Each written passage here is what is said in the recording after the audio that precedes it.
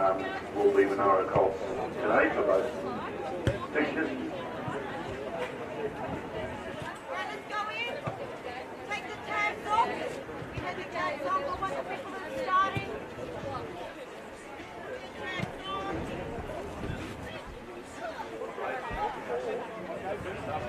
For the West Tigers, we have starting off at number 2, Brian Stewart, number 3, Amy Byrne, 4, Edwin Stevens, 5, Church, 6, Paul Anderson, 7, Nikki Perrotini, 8, Gemma Crane, 9, number 10, Neil Lee, 11, and 60, Ledlock, 12, Steve Gillum, 13, Teresa Mears, 14, Newton, 15, Serena Whitewell, 16, Alison Waters, 17,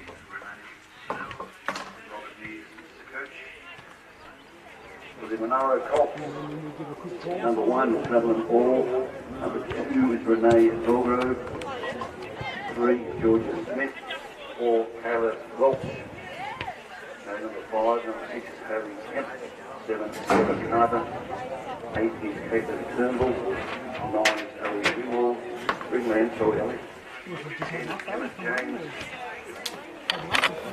number 11 is number 12 is Gunnett. And 13, so number 14 Georgina Clark, and number 19 is Cody the first, 20 and Cody Karen and Brad. Best luck to both sides.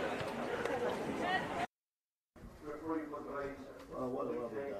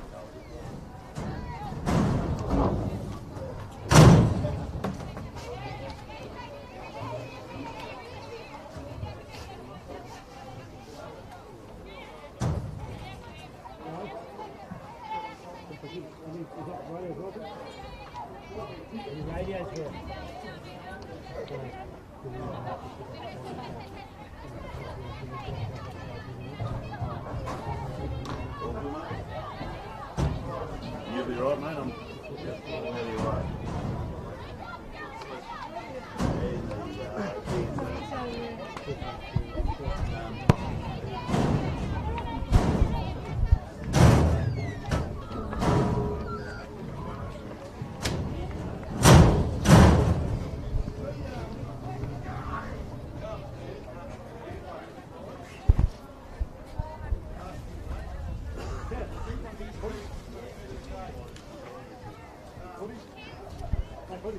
A warm good morning to everyone. I'm James Robertson. I'll be your caller for today. We've got an action-packed day from Harris Park here in Wagga Wagga.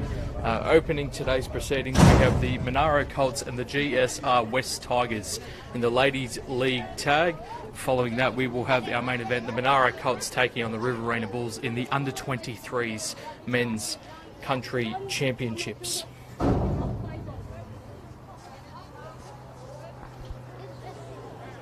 We'd like to thank the official sponsors and partners for this tournament. For both tournaments, SLE Worldwide Australia is the major sponsor for Country Rugby League. This is streamed through Bar TV Sports and Facebook Live. Bar TV Sports, we'd like to thank them. They are the stream provider for Country Rugby League. and Victor Sports is also a sponsor for this competition. Ladies League Tag is played throughout all groups of Country Rugby League. The third year of the Ladies League Tag being involved in the Country Championships. And as of 2017, almost 50% of all nationally registered teams, of female players rather, are playing in Country Rugby League Tackle or Ladies League Tag competitions.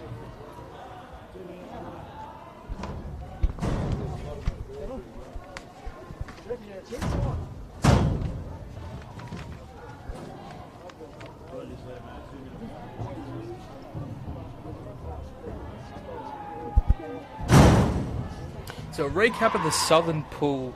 The Illawarra South Coast Dragons defeated the Western Rams 24 points to 18 in the Ladies League Tag last week. And the GSR West Tigers defeating the Riverina Bulls.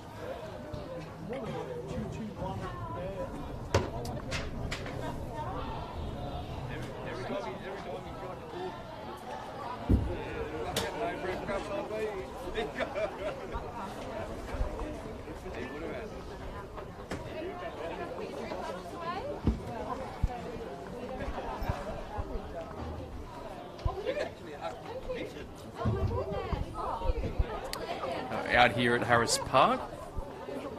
Made the 5-hour trip yesterday down the Hume Highway, and well, it's a much more pleasant day than it was yesterday. Pouring rain yesterday, but it seems that the clouds have subsided. We see the ladies just a few final preparations. And some of the under-23s, the Riverina Bulls, will see later today in action. Former under-20s Penrith Panthers halfback Sam Elwyn there. I guarantee you that it's going to be a great day for rugby league. We saw great action in the under-16s and 18s. Andrew Johns and Laurie Daly Cups combined. And I can assure you we're going to see a great day of action here today.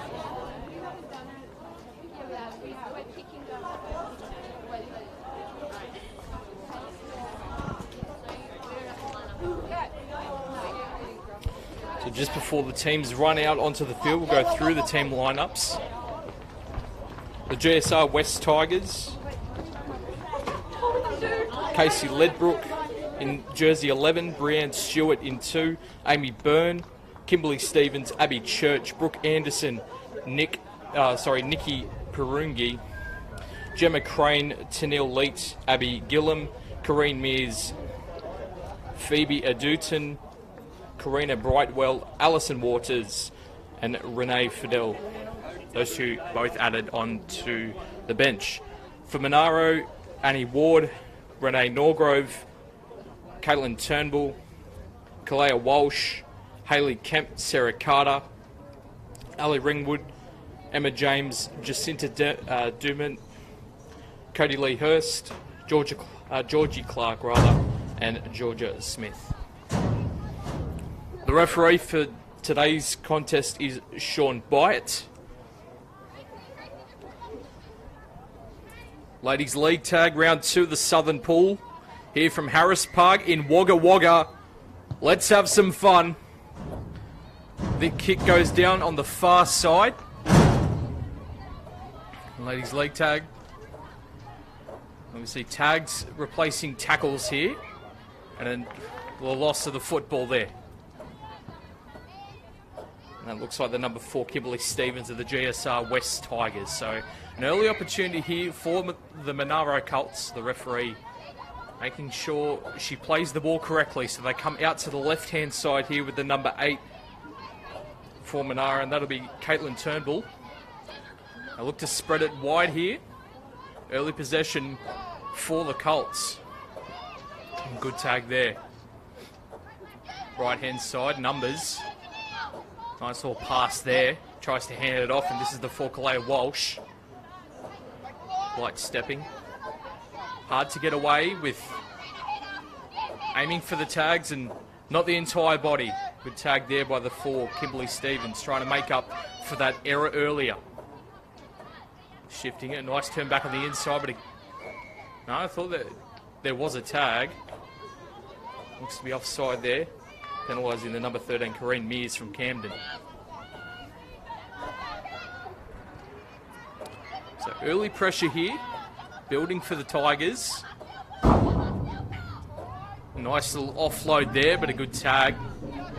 It's a 9, Ali Ringwood. So again, they've stacked the numbers to this right-hand side, but the defence is holding of the GSL West Tigers. Now out to the short side. There's not a lot of numbers out there, but it's shifted. Here's Turnbull, and she's tagged about 5 metres out on that far touchline. Thought they looked to spread it in a nice little grubber kick, but unfortunately tagged just before the line. They shifted again through the hands, a nice little set, but again, tag's important and that's what they're grabbing. Little grubber kick. No, knock on. Last tag, if you will. And the Tigers are working away from their own end.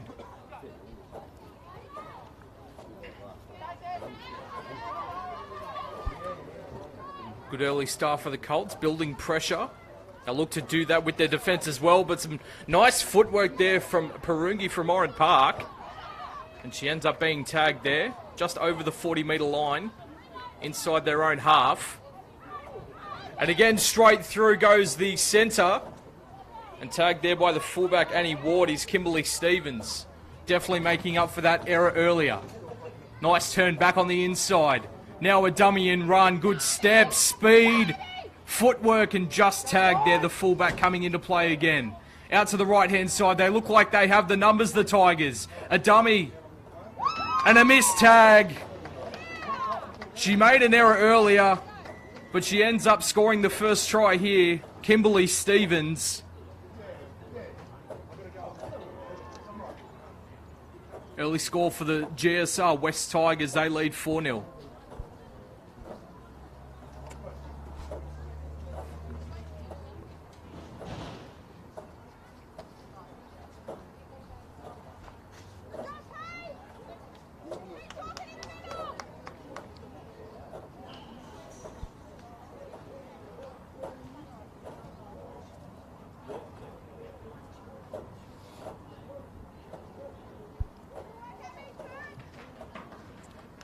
The possession was mounting there on the Tigers, and good defence prevailed. They end up scoring the first points here of this one.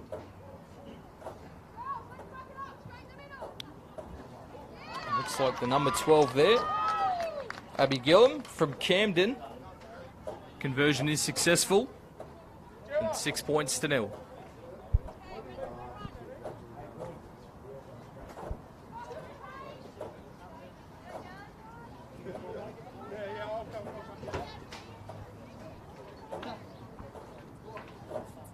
So 6 points to 0 here in this one. Monaro. First blood of the West Tigers with a try there to number 4. Looked like that went backwards. It is called backwards. We've had 5 minutes gone in the first half, and the West Tigers 6. So looking to go up there through the middle.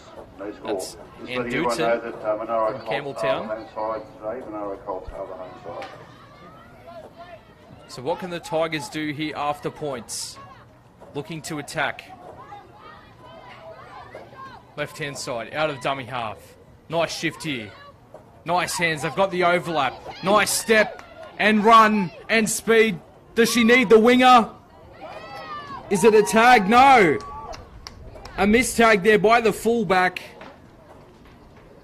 And it looks like Karina Brightwell from Narellan. Out there on the left wing. She gets the ball down, and after the opening try to Kimberly Stevens, they go back to back.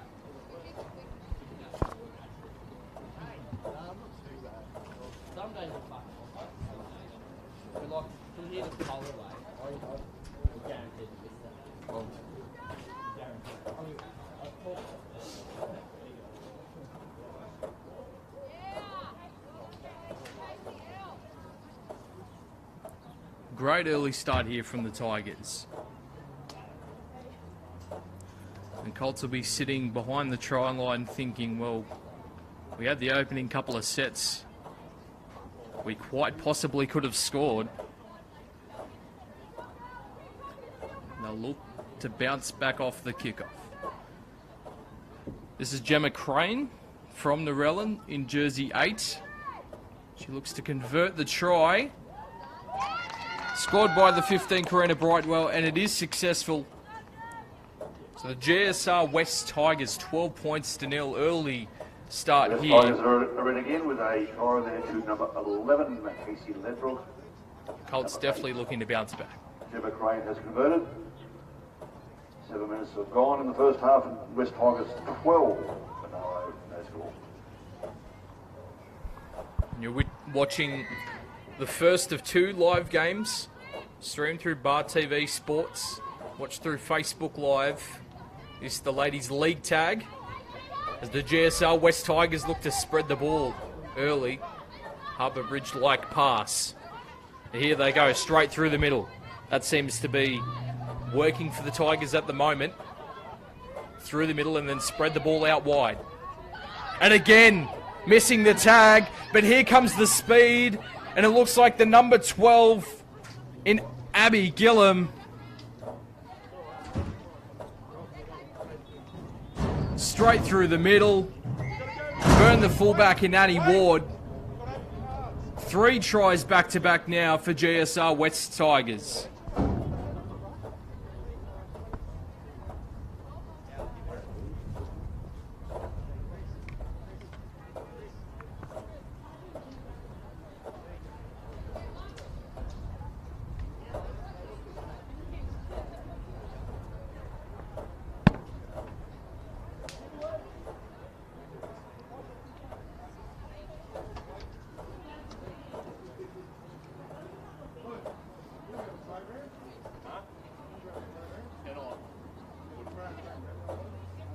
So again, going with what works. 3 sets, 3 tries. Straight through the middle, going to the edge if they need to. On that occasion, they did not. So the first try scorer of today, Kimberly Stevens, looked to convert. Bit further out, but does not change the fact that the ball went over the uprights. 18 points to nil, and well, at this point, the Colts are just starved of the football. They need to do something here in defence. Has converted. We've had 10 minutes gone in the first half. The Tigers now out to 18 over the Monaro Colts, no score. Because they're getting pretty good at kickoffs, and that's a pretty good kickoff. Past the 10. But, well, I thought they were going to award the Tigers the football there, but the ball going to the Colts, the kick going out, and went 10 metres, so every right for the Colts to have the ball. Nice depth shown here on this right-hand side for the Colts as Annie Ward runs, and, well, it's going to be a penalty, I think. Running past the tag might have been there, or maybe an obstruction of sorts. But the Tigers will get the tap. They're coughing up possession again. Another nice dummy and run, but a good tag there. Hayley Kemp. The Tigers going to look for 4. And a nice tag there. Annie Ward from the Bulls of Gunarlin. Come to the left-hand side. This is what's been most dangerous. They haven't used the right-hand side as much. Here's the kick. Ricochets. Wasn't played at. No, they say. Still the last. Grab a kick. A few more ricochets. And the ball finally with Monaro finally get possession.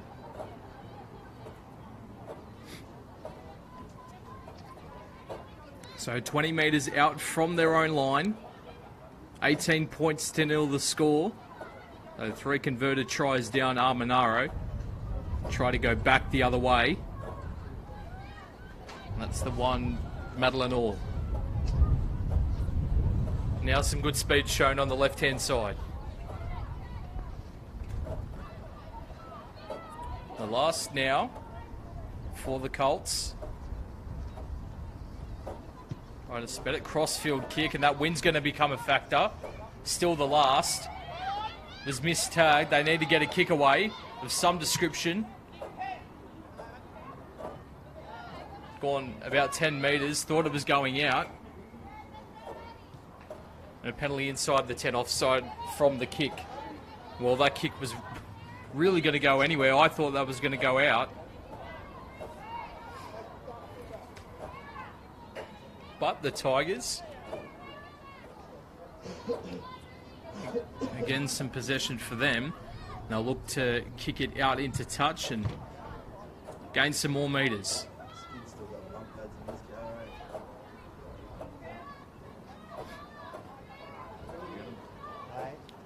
So what can they do?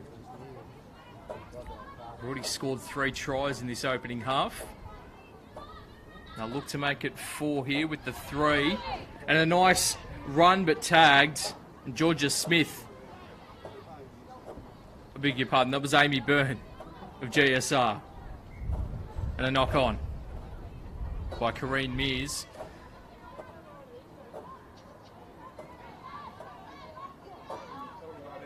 So the Colts to play the ball 10 metres out from their own line. They shift it to the right-hand side. And a penalty here to GSR. So a tap and run, a dummy, straight through, good tag. Ali Ringwood from the Bega Hot Chicks with the tag. They look to spread it through the hands. Another quick tag, but defensively on their line, they need to hold. Do they have the numbers here, the Tigers? And a good tag there out wide. They don't come the short, so they come the open. Thought she got it down, but tagged in the process of scoring. Perungi.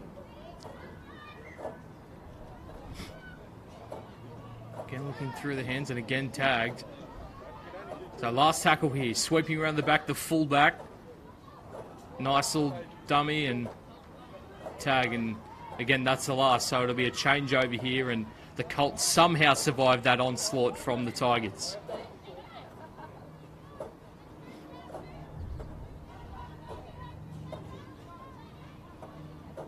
And the Colts, they've just struggled to hold on to the football and get out of their own end.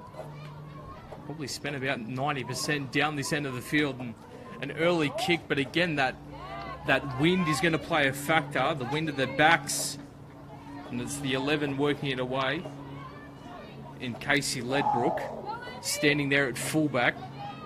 Amy Byrne, she's been in amongst it. Her and Kimberly Stevens, both the centres for the Tigers.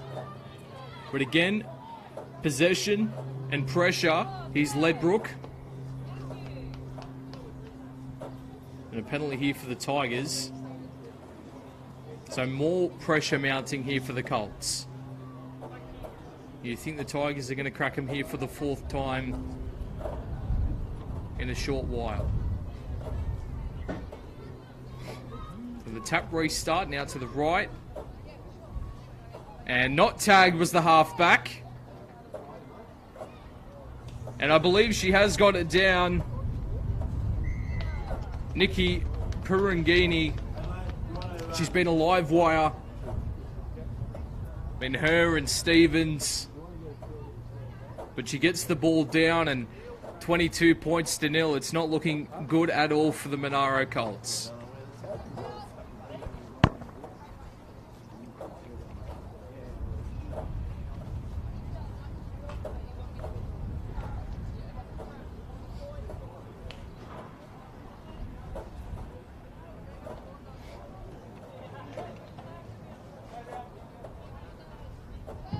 Again, 22 points to 0. Should be closing in on half-time shortly.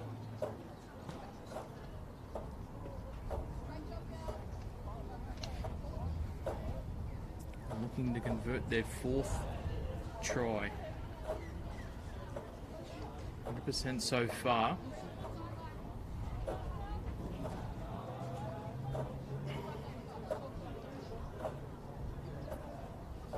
What can the Colts do?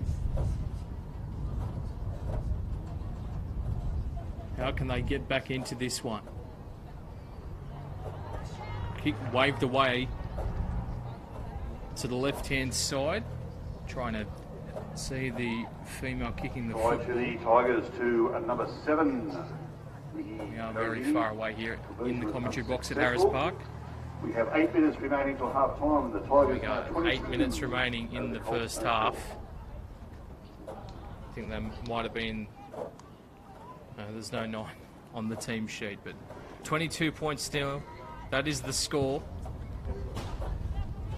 And again, the Colts kick off. Again, it is short.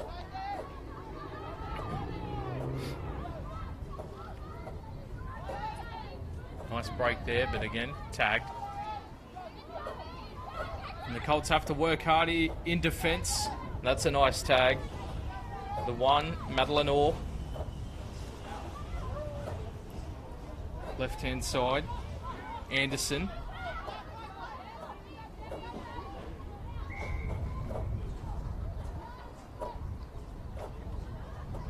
So a contact penalty there, given away.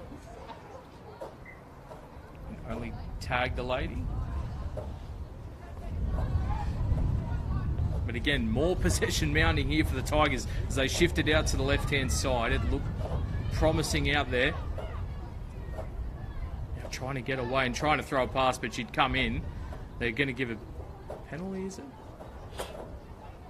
No, she was tagged before she threw the ball away, so she can count her blessings. And back on the attack with Gillum. She's already got a try and a goal next to her name. Cutting it back on the inside. They've got the numbers, surely. Out to the left. Oh, no, she's dropped it, and it was Stevens again. She's already got one. She made an error earlier in the first half that looked to lead to a Monaro Colts try, so the Colts are and want to do something with the ball here before half-time off a Stevens error. But they need to get down the other end of the field. They're 20 metres out from their own line. They'd love to be down 20 metres out from the Tigers' line. But they have not managed to go anywhere. Maybe this is the play. A missed tag, but then a tag made there by Gillum, who seems to be in everything early. They look to go out wide. Look to go to the speedsters.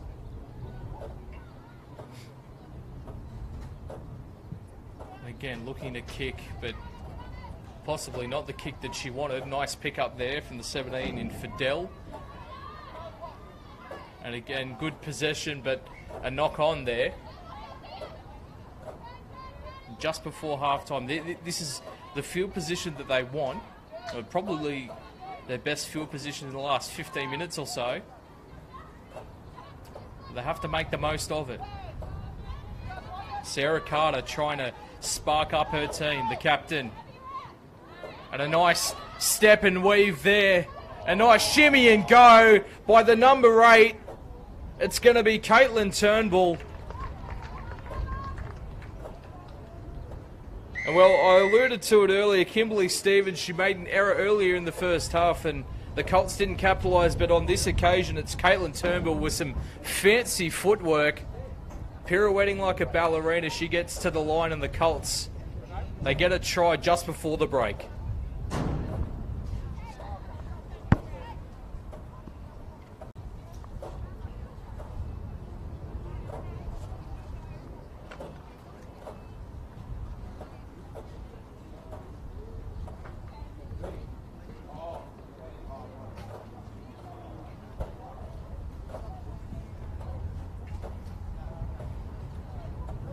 It seems like they're off their second bit of possession in enemy territory. They come away with points. Here is Sarah Carter, the captain, unable to convert the try, but 22 points to 4. 3 converted tries Colts on down. board with a Definitely a nice better try deficit there to than number 22 8, points. Turnbull. Conversion unsuccessful. We have a bit over 3 minutes remaining till half 3 time. minutes to go till half time, and that, they'll just be happy that they've gotten on the board now. They can wish that the first half didn't happen and reset the scores in their mind and try and put some points on in the second half. There's been a very good performance so far from the GSR West's Tigers. Mounting possession has definitely been a factor, but it's what they've done with the football that's been very impressive. Can the Colts make it 2 before the break? They'll be looking for Sarah Carter to steer the ship. Here's the fullback, Annie Ward. Shifting again through the hands. I'd be looking to get it to Caitlin Turnbull. She looks dangerous. Who has looked the most likely out of these Monaro Colts girls. So a nice kick inside the 40. Awkward looking bounce, but makes the most of it. Abby Church will play it 45 metres out from her own line. This is Brienne Stewart. Speed and trying to innovate with some light footwork down the left hand side, and a nice little tag there, the 14 Georgie Clark.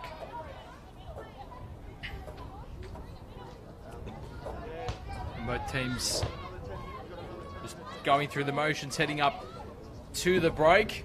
Look very flat, but they're out in the open space of the Tigers. And again, some nice footwork, a good tag from Annie Ward there on the 16, Alison Waters. They come to the left-hand side. Surely they must score from this set. No. Last tackle, last tag, a changeover, and the Colts survive again. It can't be long till the hooter for half-time. Here, round 2 the Southern Pool, the Ladies League tag. Country Championships. And the Tigers looking to score just before half-time. An error from the Colts. Is it going to cost them 4 points here? Out to the left, shift. No. Tried to step through, did the 5/8. Looking for an option. Can't find any. They've got numbers here to the right-hand side. That's the way they come. Looking for the good old run around. And there it is. Well, some people say the runaround's gone out of fashion, but Abby Church and the 15 Karina Brightwell show you there how old-fashioned comes back, and well, it works every day of the week. Great try there from the GSR West Tigers. Puts them out 26 points to 4.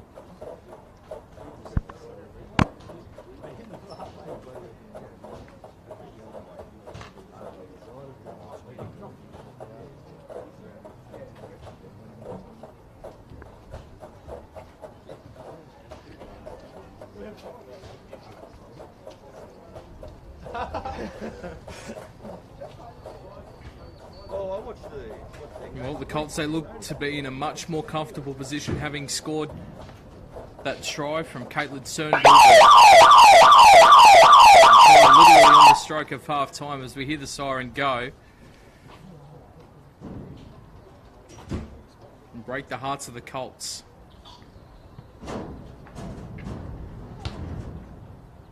Looks to be Gemma Crane to extend this lead here for the Tigers. Heading into the break.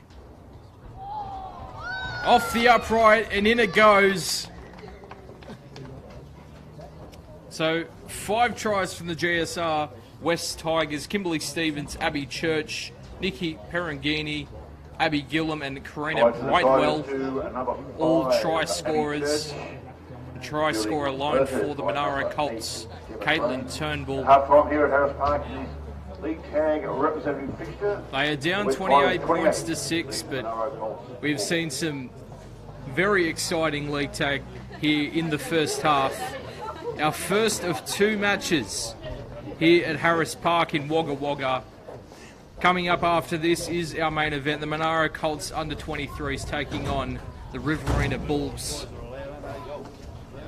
But for now, it's 28 points to 6 in the Ladies League Tag Country Championships between the GSR West Tigers and the Monaro Colts.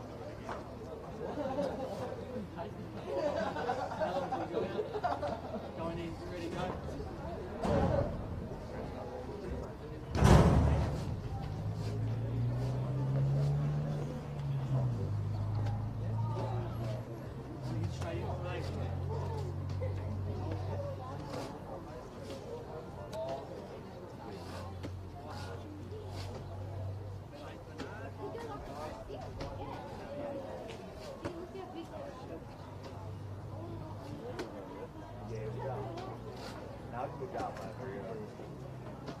4 to 2, boys. Let's make sure we're all ready to go for warm up. We'll have a quick chat and then we'll walk out and do the warm up.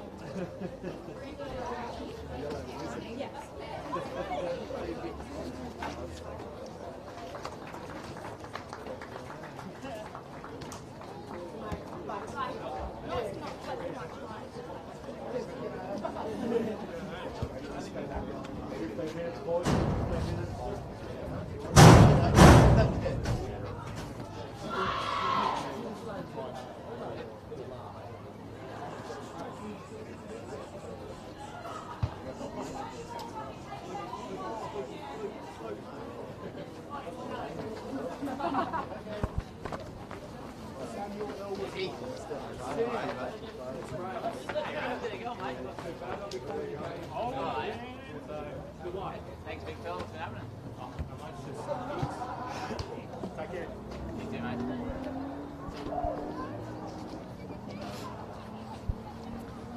Welcome back to Harris Park here at Wagga Wagga. 28 points to 4, and the GSR West Tigers, they turned it up a notch in the first half, and the Colts have... Well, the lone try that they did score from Caitlin Turnbull, it was a fancy one, some nice footwork at the line and beating the fullback, but they're going to have to do a lot more here in this second half if they're to be victorious in this one.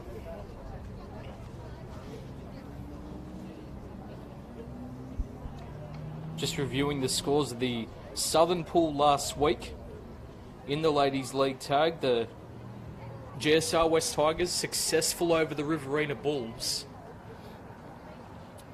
And this is the first game for the Monaro Colts, it looks like, in a 5-team competition here for the Ladies League tag. So some momentum from the West Tigers. Looking to make it 2 from 2. But I dare say the Colts will definitely put up a fight here in this second half. It's cold, it's definitely windy. We've seen the book almost falling to the floor there. And in fact falling to the floor, but we've seen some kicks go astray. But we're going to see the Tigers get us back underway for the second half. 24 points down. What can the Colts conjure up here to have an early start? And definitely some decent field position as they come down the left-hand side. Was mistagged. Emma James, that is, from Harden. The Hawkettes. They look to spread the ball, and here's the fullback, Annie Ward. So a good early start here. They look to be playing with a bit more confidence than they were in the first half. Last tackle, last tag. What can they come up with? Look to go through the hands, and good tag, good defence there from the Tigers. More specifically, to Nil Lee from the Relin.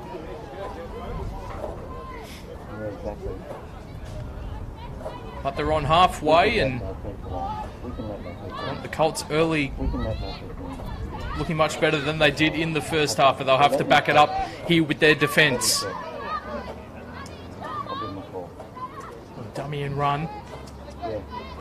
Not much doing there, looking to set up a play, and she's been good. Abby Church looming in around the middle of the field. Left-hand side they come, and again through the hands, but again a good tag. So good set of defence there from the Colts. What can the Tigers do in the last? Dribble kick down the ground, sits up favourably for Annie Ward. And in fact she was tagged there by Tanil Lee. So what is their game plan from inside their own half? Is it expanding the football? Is it playing direct? Well, they look to expand the football. They've got the overlap here. And look, it was good handwork there, but her feet just touching the touchline.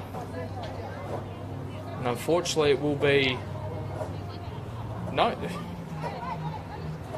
I'm not too sure what happened there, but it will be a ball here for the Colts. It'll be a tap restart, or a play the ball. Play the ball, no marker. Anyway, the Colts are with the football. Carter. Out to Ward. Excuse me, that was Madeline Orr in one. So early possession here for the Colts, and an awful pass picked up by the Tigers. No penalty inside the 10, offside. So they got to use this weighted possession if they are to get on the board first. But to score some points, they need to maintain, I'd say, probably 75% of the ball. Do it exactly the way the Tigers did in that first half. And it's a good opportunity here inside the 40 to do just that. So a tap from the number 8 in Caitlin Turnbull. Scored the lone try. They'll look to add some more try scorers to the sheet. Spin there from Carter, almost a 360, would have been a penalty. So out to the right-hand side. Nice little run around. It worked for the Tigers. Doesn't work there for the Colts. Shocking pass out of dummy half, but they look to pick it up. Mistagged. But tagged there at 30 out. Again, playing with a lot more confidence. Oh, but well picked up there by the 4, Kimberly Stevens. Really good handwork there. And the Colts racing up in defence, trying to make the quick tags. Here she is again from Oran Park, Kimberly Stevens. Has got a try next to her name. Wouldn't mind another. Pass goes astray there from the 15, Karina Brightwell. It was in fact the last, so the ball will come back to the Colts, and again in decent enough field position. They've just got to hold on to it and use the football. Nice little step in and away. Nice little jink, and again some footwork there. No one there at the dummy half position, but they race in. Nice little volleyball pass over the back. Is it down? I can't quite see from my vantage point, but it looks like right in the corner. The Monaro Colts have in fact gone over. It might be the 10 there to nil lead.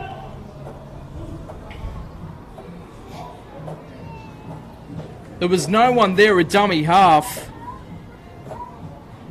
It looks like Jessica Enright, who I thought wasn't on our score sheet, but the number 9 was in fact there.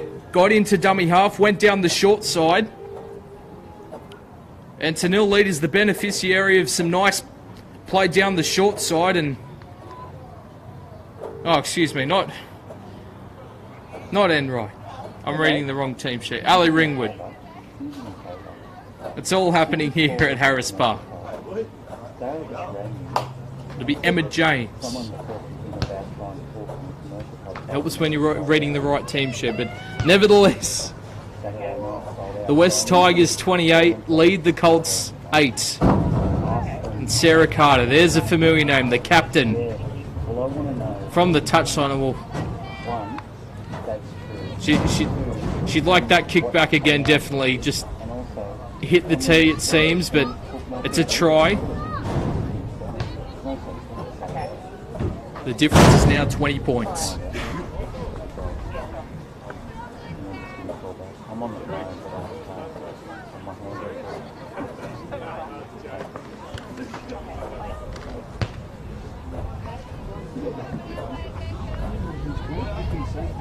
No, I couldn't see it either.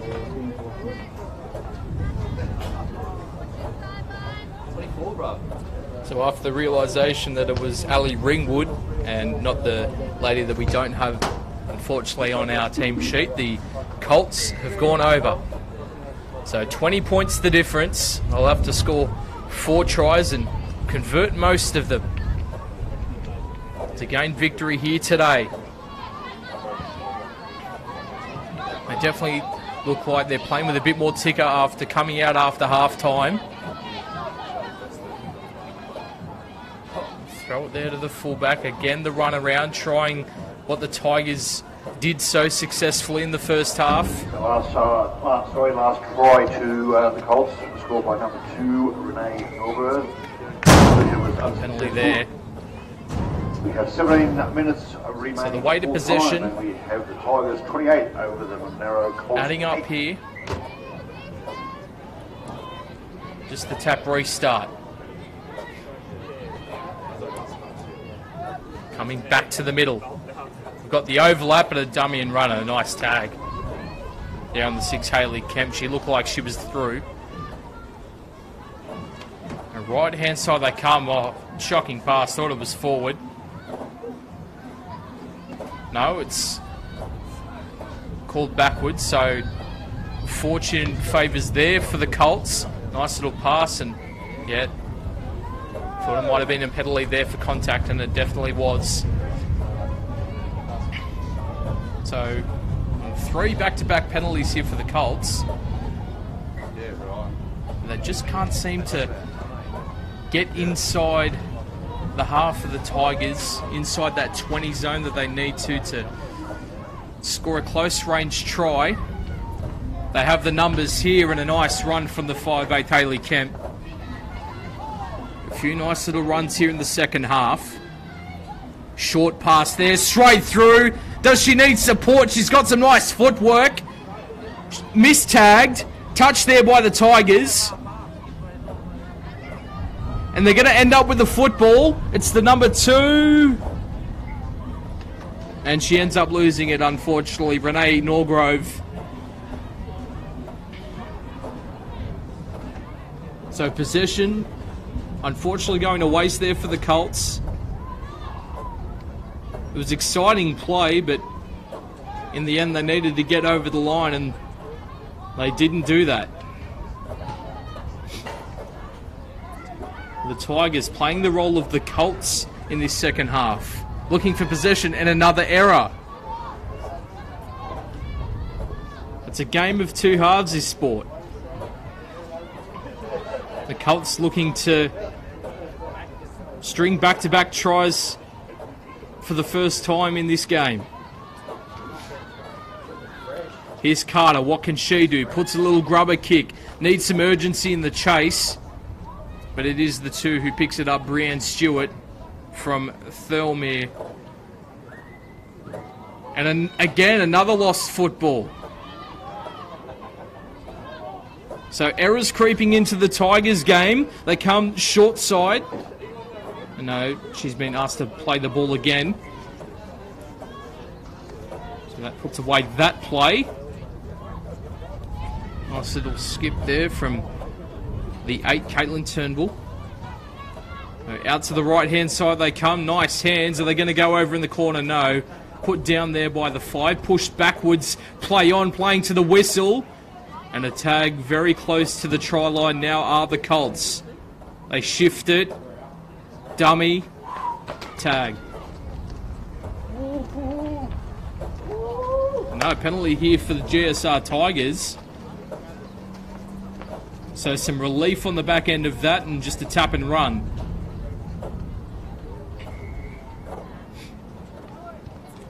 Looks like some more contact there from the Colts. So another penalty back to back. Getting out of this pressure that was building for the Colts. Only one try on the back end of it. And now straight through. Go the Tigers. Support. She beats the fullback. Amy Byrne running away. She finds support. And that's going to be the number 11, Casey Ledbrook. Put it all down to the run of Amy Byrne from the Relin.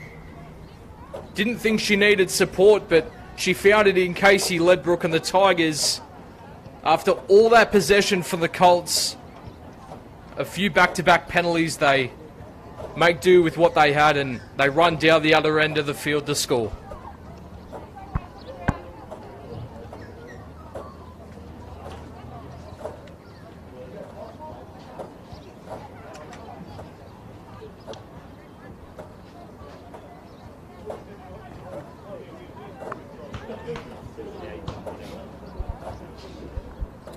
Once again, we'd like to take this opportunity just to quickly thank our sponsors. SLE Worldwide Australia is the major sponsor for this competition. Bar TV Sports, our live stream provider through Bar TV and streamed on Facebook Live.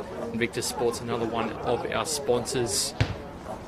You can see in the background the Monaro Colts under 23s men's warming up. The Tigers, it's just short. So the kick there unsuccessful from Kimberly Stevens. Try to the Tigers to number 11. 32 points to 8. Ledbrook. Conversion unsuccessful. We have 12 minutes remaining to full time. And 12 minutes until the full-time siren. So I think at this point the Colts will just want to go all out attack and try and score as many points as they can. The Tigers, 2 from 2 in the Southern Pool. And at this rate, looks like they're in a commanding position to top the Southern Pool in the Ladies League Tag Country Championships. Third year this competition has run through Country Rugby League, and a nice little Oh, well, just the speed of the number 2 there in Brienne Stewart. She's got people chasing her, but a nice tag there from the winger from Monaro. Now out of dummy half they go. They're going to spread the ball and look to put them to the sword. Nice tag. Thought she was in open space. Abby Church just looming up around the middle as she does. Now through the hands. Nice step there from Anderson. Couldn't quite get her the way she wanted. Do they have the numbers? Just gone backwards. And now they're looking to turn defence into attack. Again, nice tag there. Abby Gillum. She's been good in patches, but a nice tag there, definitely. Mostly defensively, she's been very strong. The Colts, they need to do something. Spreading the ball looks to be the best way to go.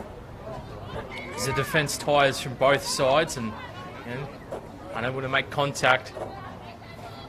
So a penalty to the Colts as we see the number 9, Ali Ringwood, come to the sideline.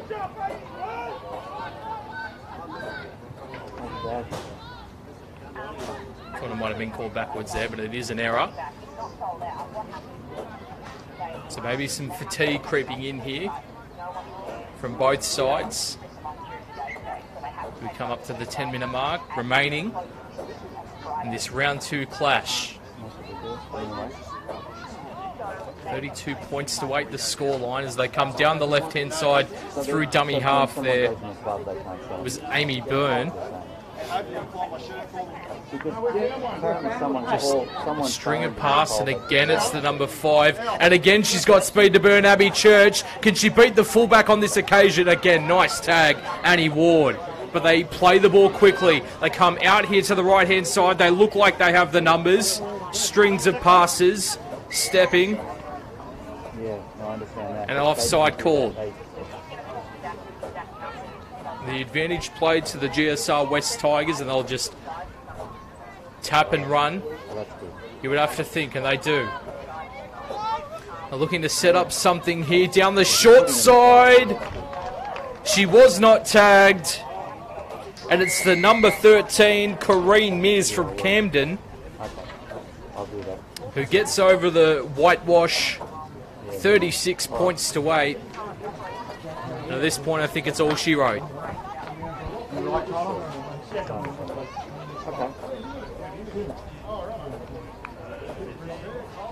Yeah, cool. Okay, thanks.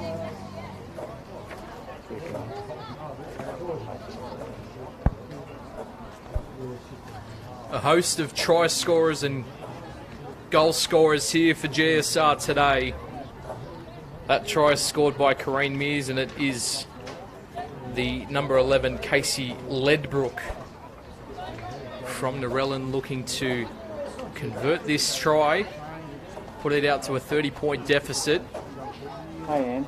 Matt, how you going? About 2 metres inside that tram line, so probably 8 in from the touch line closest to the commentary box side of Harris Park.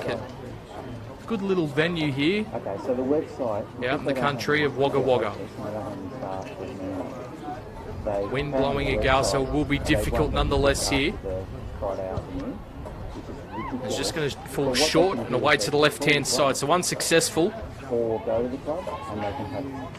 Number 13. They do lead 36 points to 8. Version unsuccessful. We have 7 minutes. Like we said, our main event will be following this. The under-23s men's country championships between the Monaro Colts and the Riverina Bulls. Looking for a kick towards the sideline, played off the foot there from Abby Church, who... Sorry, no, that was the 6, Brooke Anderson. I thought it was Church. She's been in absolutely everything here today for the Tigers. And there was the halfback, a nice run there from Perangini.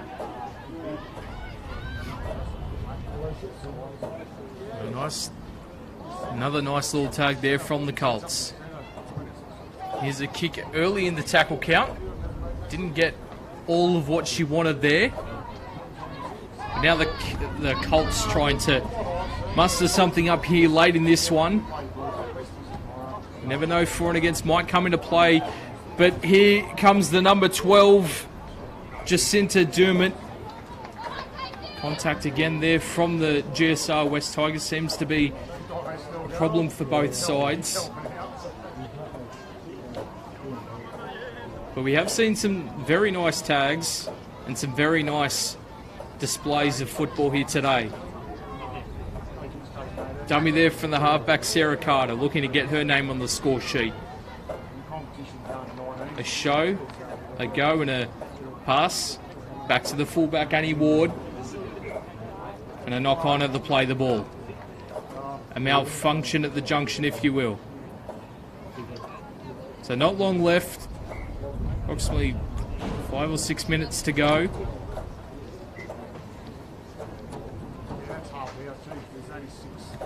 And the Tigers, like we said, 2 from 2 to start this competition. They'll be very thankful for the win, and a penalty going the opposite way there, so the Colts will get the football.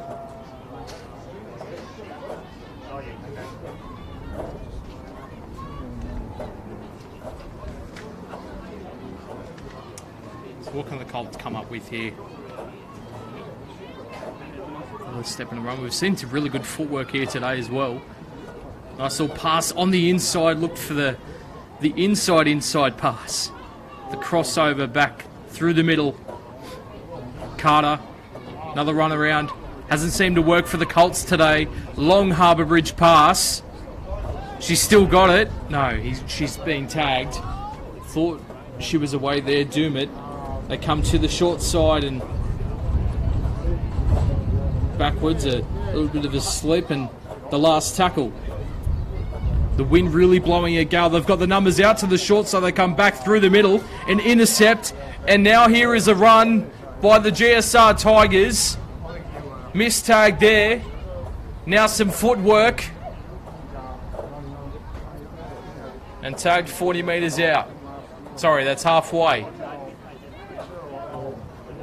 Clearly labelled there by the halfway sign. But the Tigers looking to score one more before the full-time siren. Some interchanges being made by the Tigers. Some fresh legs for the remaining few minutes of this one. Again, contact made there by the Colts.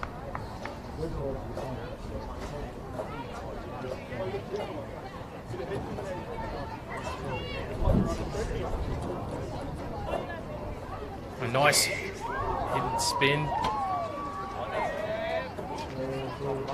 So another penalty.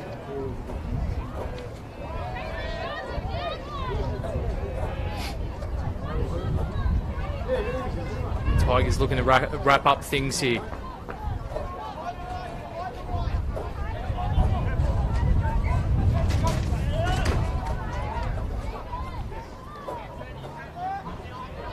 So last few plays here for the Tigers. They've definitely got the numbers. Overlap out on the left-hand side. Try scored for the GSR Tigers. 40 points to 8. And it's been a pretty convincing win here for the Tigers.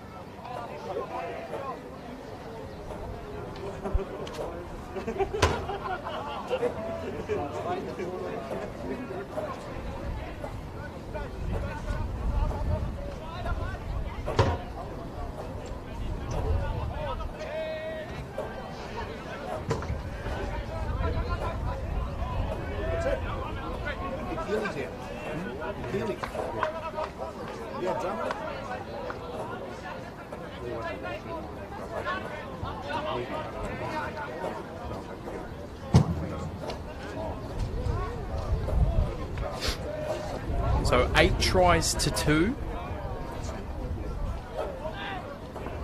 Tigers been very good defensively, but also in attack. The Colts been much better in this second half. Looked a bit more lively. Kick wide out on the touchline. I'm just going to fall short away to the right again. So the score 40 points to 8. Not much time left on the clock. West Tigers are in with lost by number 17, Renee Fidel. Conversion unsuccessful. It was the 17, Renee Fidel, getting the ball over the stripe.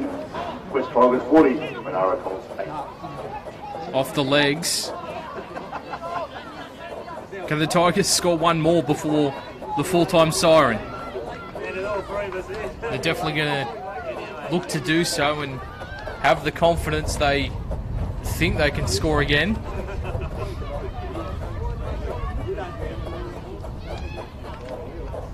Nice little inside interchange of passing. They've created an overlap out here on the right-hand side. Nice little shimmy and go, but again, a nice tag. There by the number 3, Georgia Smith, short side. And a forward pass. Well, both running through the same hole there. That's what happened there. Maybe the Colts can score one more. In fact, they won't be because that's the siren. I thought they might have had a last play, but in fact, that is the end of this game. Round 2 of the Ladies League Tag Country Championships. The GSR West Tigers 2 from 2. They win this one 40 points to 8 over the Monaro Colts. Some of the try scorers: Casey Ledbrook, Kimberly Stevens early in that first half, Abby Church, Nikki Perangini, Abby Gillam, Corrine Mears, Karina Brightwell. And as for the Colts, Caitlin Turnbull scoring, as well as another Colt. But a good performance from the GSR West Tigers. Good display of attacking rugby league and league tag from both these teams.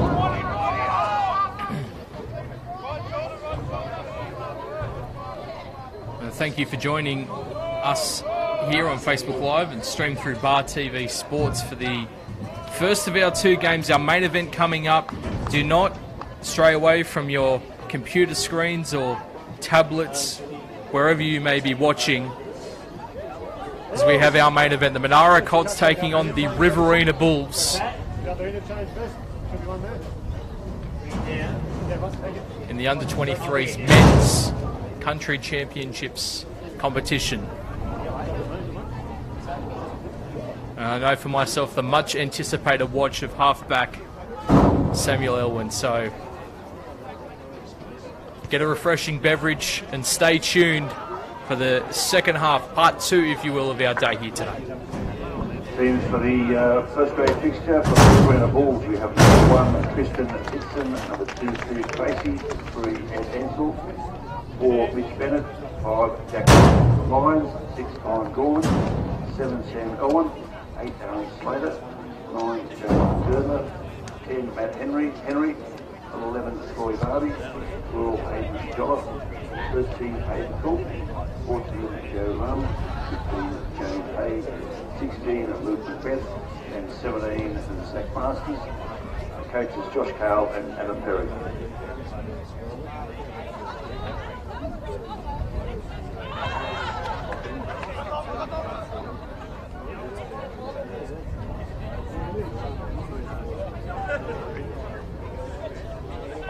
For the Monaro Colts, we have number 1 Ryan McQueen, number 2 Cole Shiverson, 3 Peter Aroa Tunaway, 4 Duali Thomas, 6 Chris Hart, 7 Nick Cornish, 8 Derek Hay, 7 Derek Hay, 8 Corey Madden, 9 Zach Patch, 10 Luke Skidmore, 11 is Akura Nia, 12 is Cleveland McGee, 13 Tyson Greenwood, number 15, no 14, number 15 Juan Lippe, 16 is Harrison Watson, number 19 is Andrew Ayres, 21 Luke Ingram, and number 24 is Jake McGrath.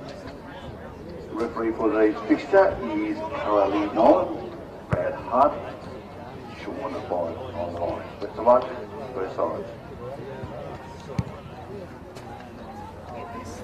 Oh, mate, keep me warm. It's been freezing out there.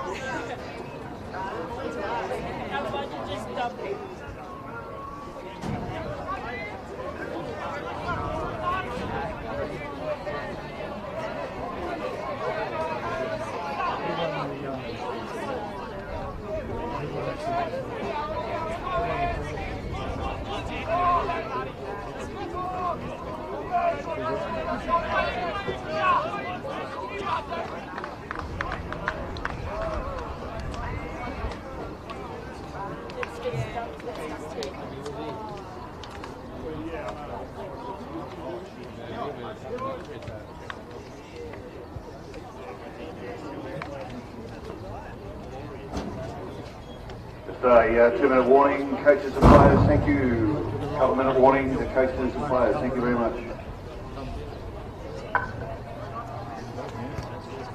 Slide it down a little bit.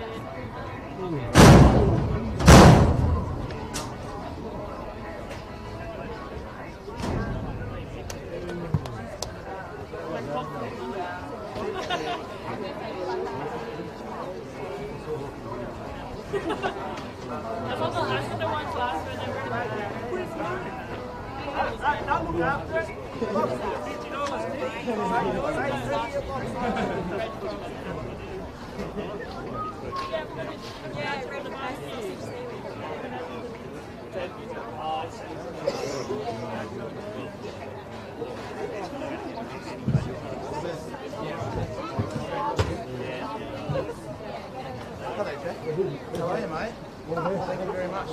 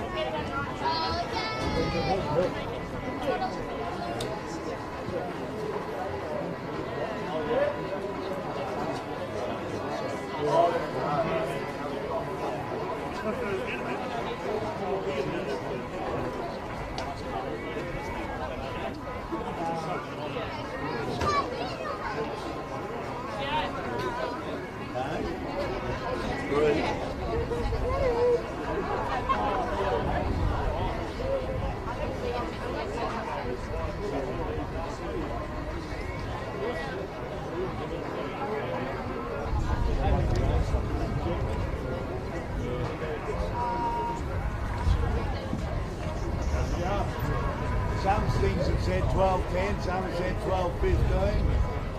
Coaches in compromise are going to 12-12. As per the database, it's 10 past. What's it say? 10 past 12 in the database. As per the team sheet.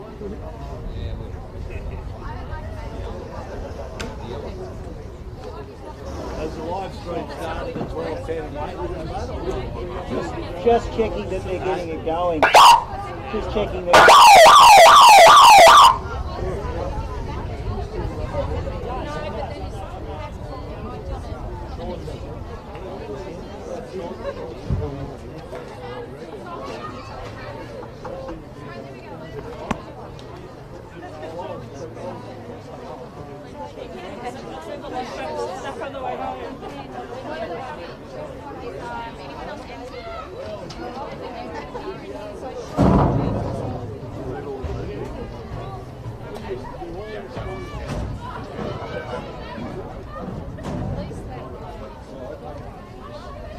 Hello mate, how you going? Good. Main game's pretty close to starting.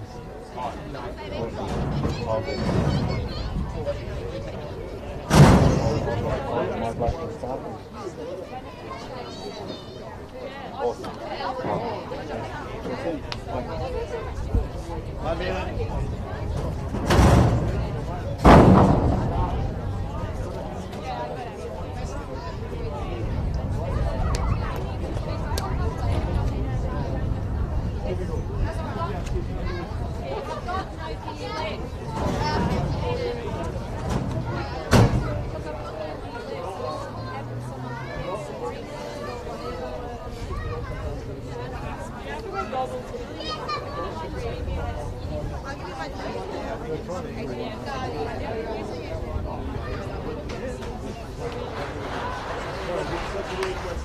Welcome back to Harris Park here in Wagga Wagga. I've opted with the long sleeves. It's gotten quite a bit chilly. The sun is still out, thankfully.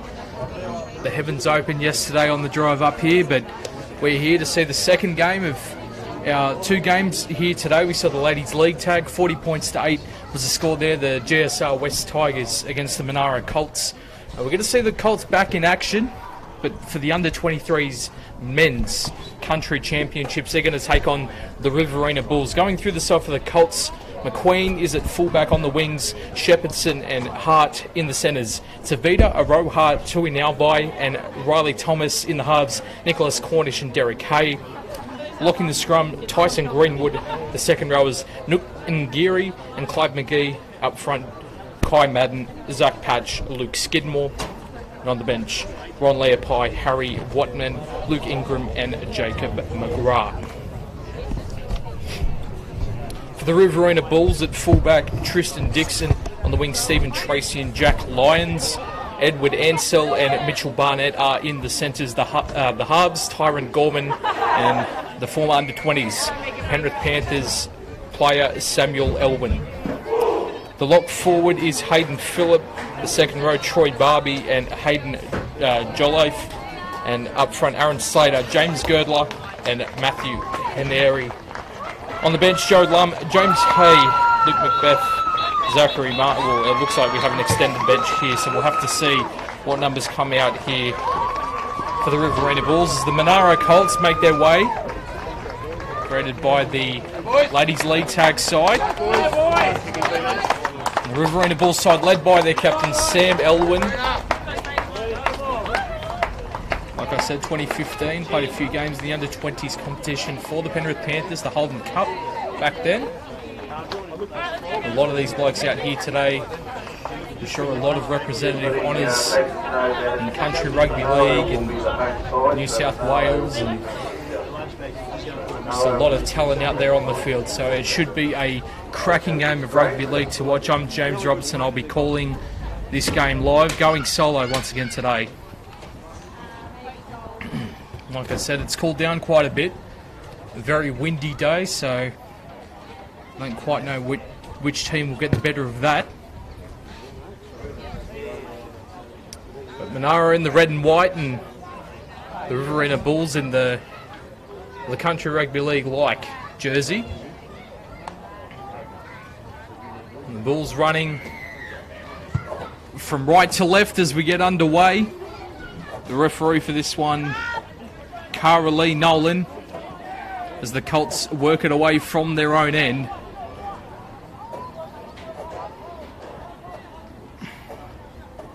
And what are they going to be able to do? Here's the 5, Chris Hart. He's out of the Goulburn Workers. Few Goulburn Workers in here.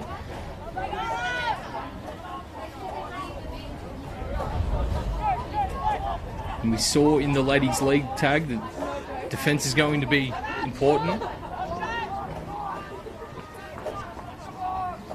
It is cool, but fatigue will still set in if you have a lot of possession of the football. As we see the number 3, Aroha Tui Nauvai, and he's right over the top of the fullback. Tristan Dixon gets the offload away, and he's trying to fend off defenders as well.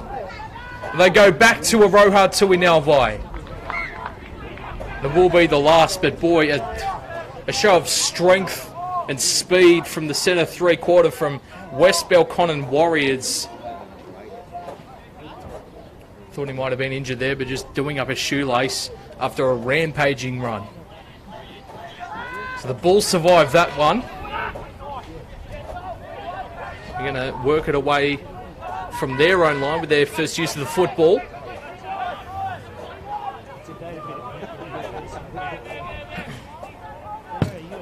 Slow to play the ball, but they get up, and the Colts defence up fast. He's the 13 in Hayden Phillip from the Temora Dragons. A few Temora boys in here as well. Here's the left foot kick of Elwin down the ground. Picked up by the winger, it looks like Cole Shepherdson.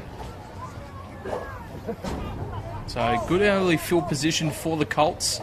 Only 40 away from their own line. With good defence there. James Girdler. And as well was Hayden Joliffe. Up over halfway they go, the Colts. Straight through the middle at a good run there, Cleve McGee. Quick play the ball seems to be the order of things here for the Colts. Good physicality. Coming away from the tackle, he breaks 2 defenders, and he's going to attempt to score a try. I thought he almost got there, broke 3 defenders. Not often does a front rower score through the hands, literally touched, looking for a pass over the top, a grubber kick, and well taken there. That looks to be the 5, Jack Lyons, saving things there for the Riverina Bulls. In fact, that was the fullback Tristan Dixon. Man, saving things there for the Bulls. But the Colts looking good early on. So, strings of passing there. Phillip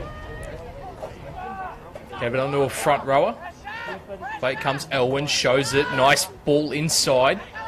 Breaking tacklers, needing support around the man. Couldn't get the offload away. And a fit tackle penalty. And that will relieve the pressure there for the Bulls, not having to find a kick out into touch. 50-50 this contest so far, but just slightly swing the pendulum in the way of the Riverina Bulls with the ball 35 metres out from the Colts line. Here's Aaron Slater from the young cherry pickers. Like we said, good field position. Here is Elwyn, gives it to his teammate, and Phillip, both for the Riverina and Tamora. Here's Slater, out the back, swinging round the back was the fullback, and here comes the number 5, Jack Lyons. Did he get it down? The horns from the cars say he did get it down, and Jack Lyons is in the corner. First try for the Riverina Bulls. Nice pass from Tristan Dixon, the fullback. And the Bulls go up 4-0.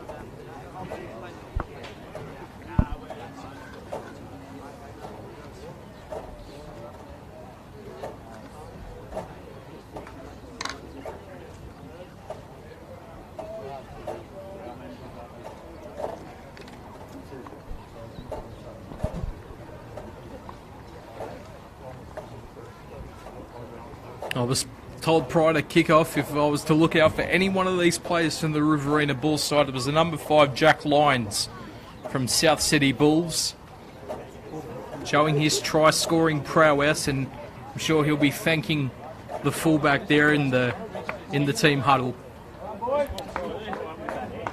It'll be Stephen Tracy, and a lot of South City Bulls in this side as well. A few local boys from Wagga. We'll go through those after the conversion attempt. But Tracy hugging that touchline and, well, never looked like going through the sticks. So 4-0 the scoreline, and just going through those locals, the Wagga Kangaroos boys here today. Tristan Dixon from Wagga Brothers, Edward Ansell, Troy Barbie, Hayden Jolliffe, both from the Kangaroos as well, James Hay from the Wagga Brothers. So if any one of those men can score here today, I'm sure the crowd will appreciate that. High hanging kick from the kickoff. Cole felt like that one from the 5, Chris Hart. He's definitely been watching a lot of North Queensland games. But no error, and they're 30 metres, shortly to be 30 metres out from their own line. Elwyn turns him on the inside. Communication key. Here goes Slater. Nice fend. 2 men used to bring him down. Here's the 5/8 in Gorman.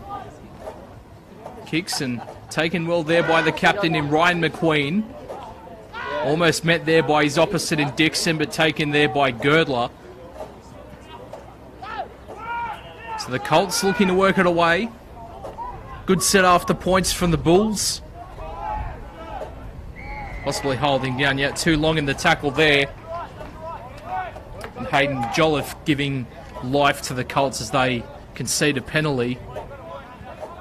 And the Colts will try and gain some well-needed field position. The ball comes towards myself in the commentary box, but way to the left-hand, to the right, showing that wind very strong and prevalent. Might come into play in this match. So the Colts over halfway. Oh, good physicality there. It was the number 13, Hayden Phillip. Short, nuggety character. Out to the left they come. That's Cleve McGee. Early success was on the left-hand side. A show and go there from Derek Hay. Players looking to go to a Roha Tui Nalvai. Opened up a bit of a space there. But here's the last. They're 10 metres out, the Colts. They're going to dribble it into the in goal. That's exactly what they do. Nice pick up, but fumbles it. All the right idea, but just a bit of pressure coming from the Colts. And Dixon creates the error. The Colts are going to scrum 10 metres out from the Riverina Bulls line.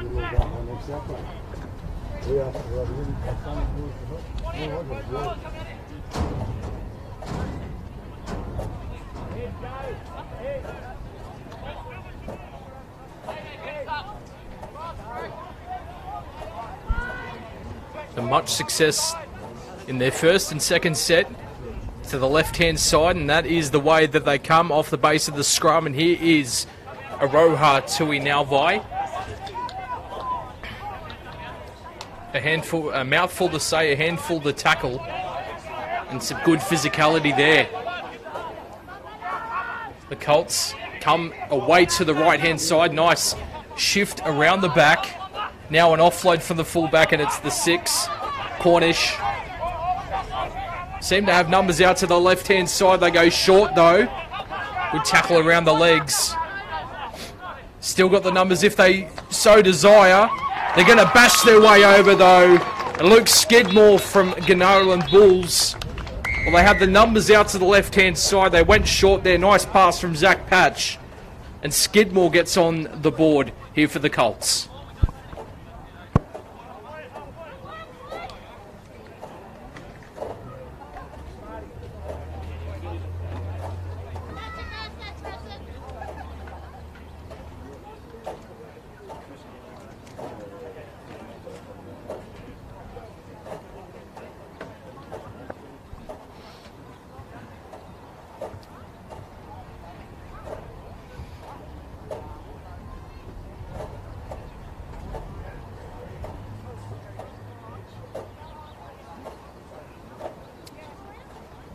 Some interchange players warming up on the sideline for Riverina. Number 10, Matthew Henry, so looks like he was put to the bench just before kickoff.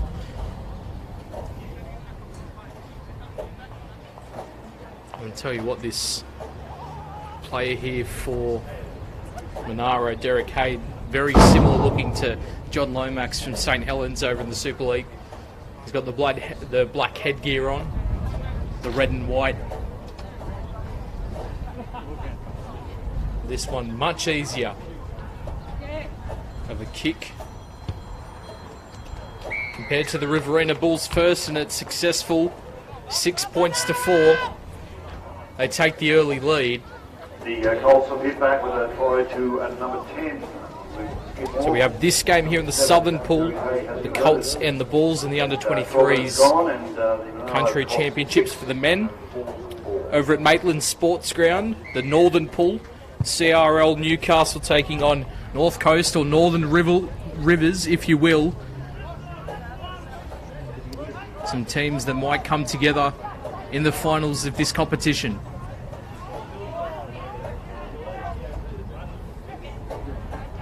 Colts after points. Let's see what this set has for them. The Bulls had a pretty good set after their first try.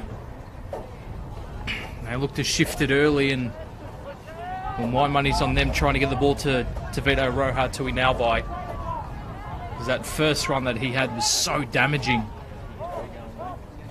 They're leaving, they go to the open side there with Greenwood. 2 or 3 to bring him down. Double pump, and Madden getting them up over halfway. So the last, a decent set after points, and they put the kick to the air, which is probably the best way to do it. Taken well, very well, but a knock on, and they're going to try and play on here. I thought it was going to be play on, but no, they're going to call the first knock on there from Tristan Dixon. Initially called the football, but the knock on afterwards, it's a double knock on, so it will be a scrum to the Monaro Colts. Good early field position after points.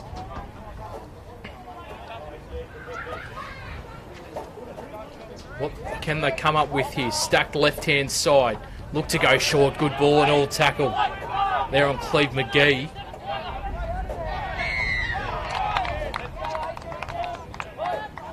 And a hand in the play the ball there. So just a tap and run. No 2 points taken. Madden looks to straighten things up. They look to attack to the left-hand side. Nice show and go. Out the back, short ball to Aroha Tui. Now Vi looking to muscle his way over. I said earlier, a mouthful to say, a handful to tackle, and that couldn't be more true there on that play, beating several defenders, making his way to the line and making this lead for the Colts greater. Let's go with greater. 10 points to 4.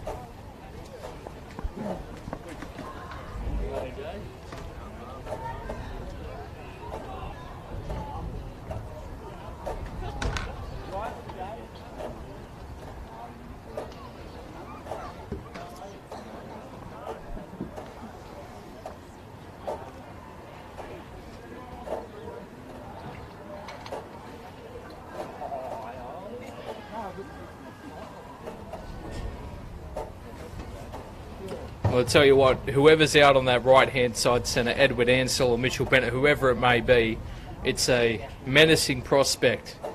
How do you stare across the other end of the field and see, well, he's got to be at least 100 kilos, Aroha Tui now by a massive unit. Like we said, that first one, just damaging. Second run, getting to the try line.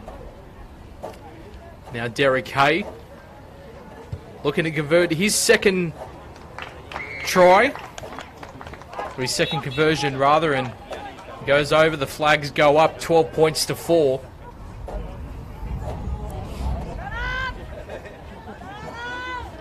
On the Colts to number 3, Davina Aroha 3 Navai. Conversion successful. So an interchange made there. Haneri coming on for Aaron Slater, the Riverina Bulls. So early interchange. It starts to warm up in the commentary box. Not too sure if it's any difference out there on the field. But no doubt some fatigue will be creeping in early in this very physical contest. The 3 years to bring him to ground. Nuke Ngiri. Good hard run there from Skidmore.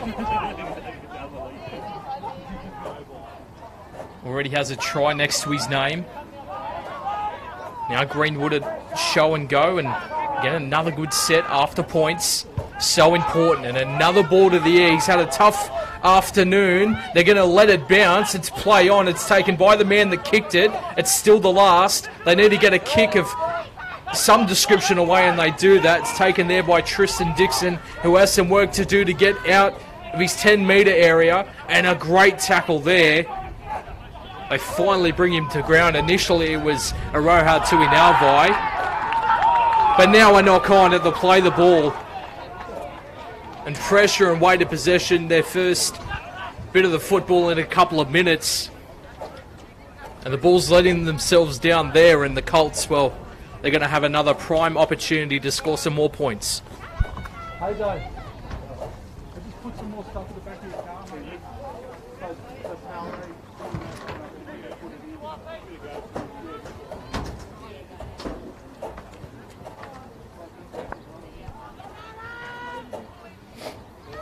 So the scrum to the right-hand side this time, and some nice footwork, and again, the physicality of Tui Nauvai. He's in absolutely everything at the moment. They come, and he is Ngiri, very short of the line.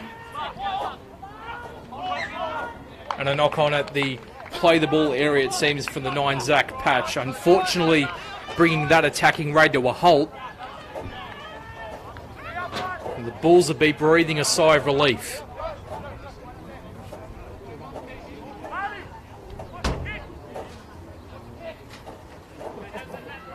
Just quickly, I'd like to plug our sponsors once again. SLE Worldwide Australia is our major sponsor for this competition. Bar TV Sports allowing us to live stream through Bar TV and through Facebook Live. This is how you're watching the Country Championships under 23s men's, and also the Ladies League tag earlier on in the day.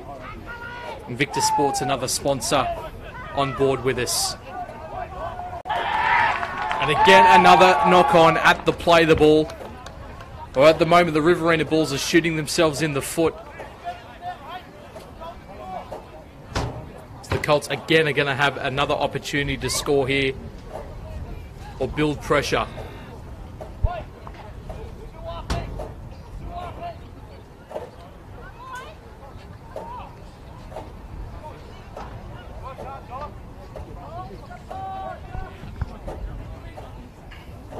So Hay feeding the scrum. Nice dummy and just running himself there. McGee from the Woden Rams to play it 20 metres out.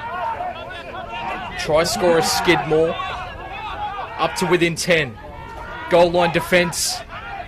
A premium here for the Riverina Bulls as they spread it out to the hulking centre. You know his name.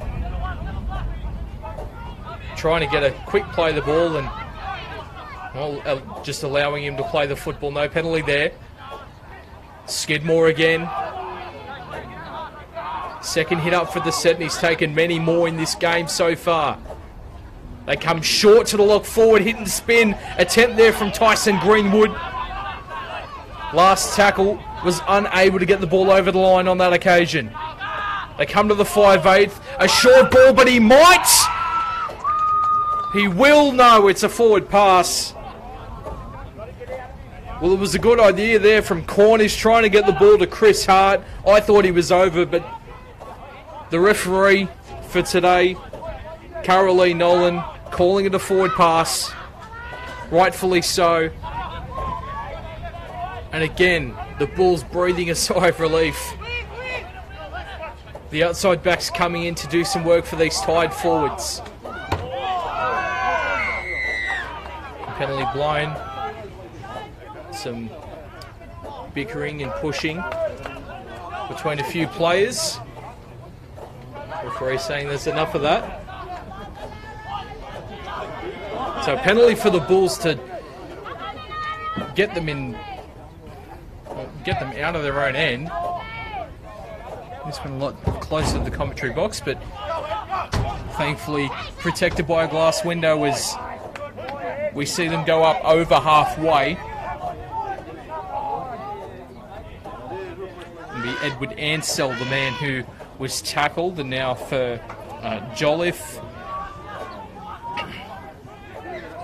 And a lost football in the play the ball again, so better position. But again, these play the ball errors just creeping into the game of the Bulls. Shake of the head from the captain Elwin, he's not happy.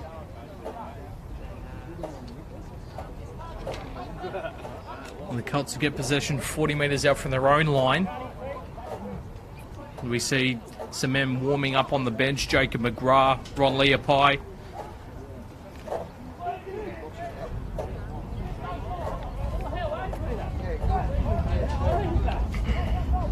Some changes made from the Bulls as well. Zachary Masters onto the field. The Colts on halfway. A big play the ball by the big man, Aroha Tui Nauvai, and good hit. Excellent defence there as that man Masters has just come fresh onto the field. Here is Leopai. 3 defenders to take him down. And this game hasn't been short of physicality, and a penalty there for the Colts again, and discipline has been an issue early on.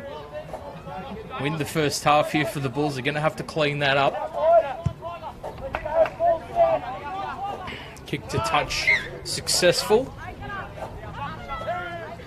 And here is Ngeri to take it within 20. They come the only side they can, and here's Madden straightening up things. Show there from the dummy half, and now a short ball and some nice footwork. He might even get over McGee. No, forward pass. Second time that's happened. Derek Hay on that occasion to his opposite, to the opposite back row, McGee. And again, the Bulls let off the hook inside their own half.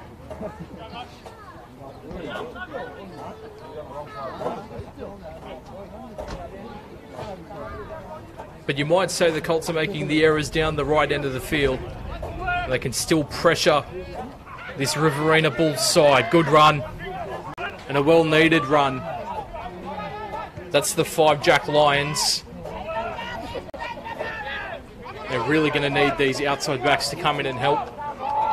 That time it was Ansell. Here's the 17 Masters. Gets the offload away. Now for Lum, who's also onto the field from Albury. Begging for a penalty. Masters again. Up over the halfway line. Options left and right. They opt to go to the 5/8. Nice kick down the ground. There is a chase by a lot of Riverina players. It's gone out into touch. So regardless, a decent result there for the Bulls. They're going to get a scrum 10 metres out. The Colts will get the football. But a good end to the set there from Tyron Gorman of Gundagai. And probably the right option in the end.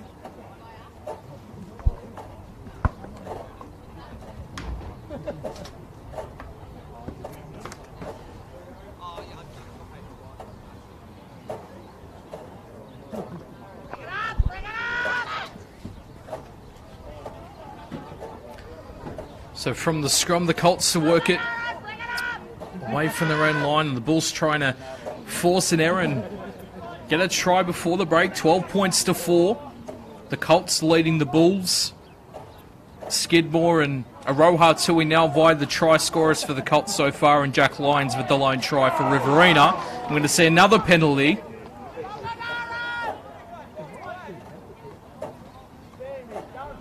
And the Bulls just penalties definitely letting them down.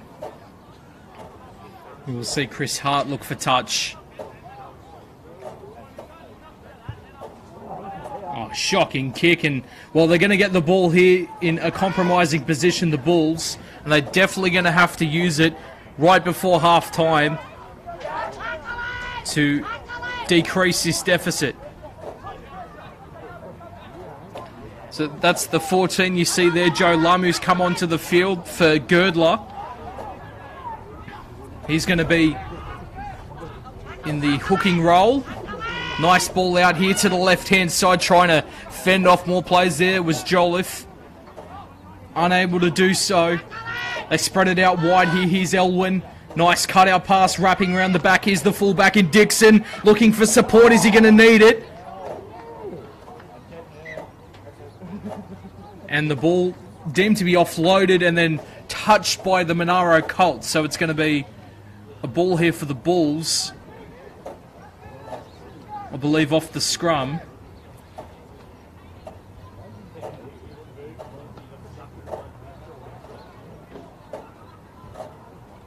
I think that's what we're seeing here.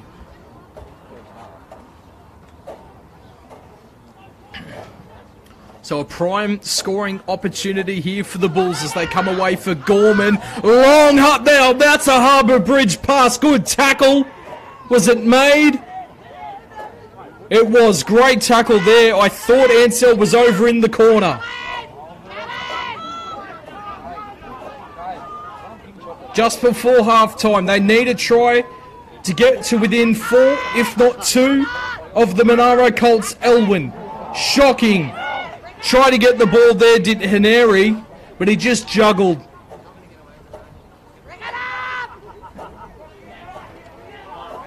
You could argue that the pass was a bit hard, but they needed to be taken there on the chest. And unfortunately, well, for the Bulls, the Colts are going to work it away from their own end, and with not long to go in this first half, I think that's the last attacking opportunity they're going to get. Comes away here for Derek Kay, dummying and just taking the ball himself. We've yet to see that win play an important factor in this first half. Here's the last. Comes away for Cornish. Another high kick. Waiting up in the air. Great take there by the number 11 in Ingeri. But he gives it away to the Riverina Bulls player. And it's going to be Dixon, I believe, who gets it. It was, in fact, Dixon. So a try gone begging there for the Colts. I thought Ingeri was over. Good defence there from the Bulls. Riley Thomas looking a bit worse for wear out here on the right-hand side. Perhaps that's the side they should come. Here's Elwyn, who gives it off to the 11. That's Troy Barbie, a local junior here from Wagga.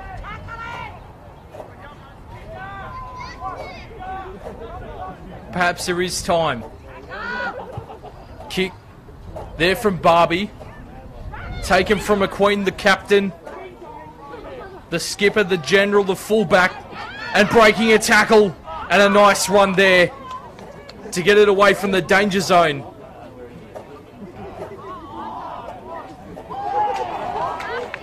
And a lost football. If I'm the Riverina Bulls, I'm trying to quickly pack this scrum. Urgency shown there from the captain, saying get in the scrum. There's time left on the clock. But at this point, they're pretty gassed. 2 tries to 1, 12 points to 4. 2 conversions from Derek Kay and an unsuccessful conversion. Here's Elwyn, taken high, I thought. I'm going to be called. But they got to try and do something here just before halftime if they can.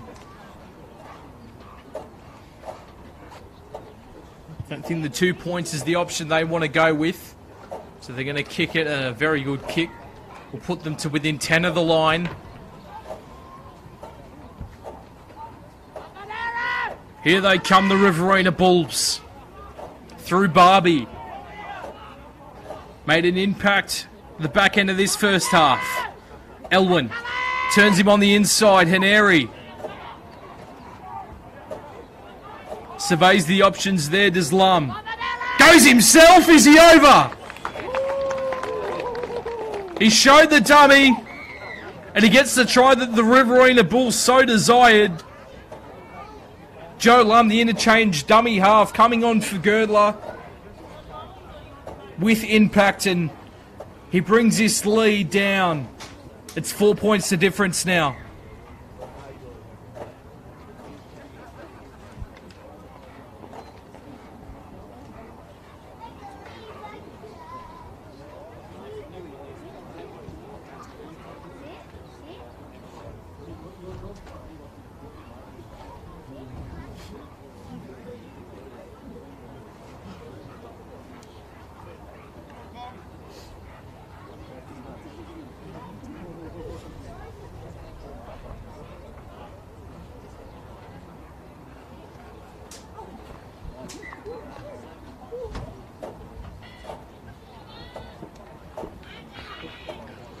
Discussion there from the captain and the referee, the winger.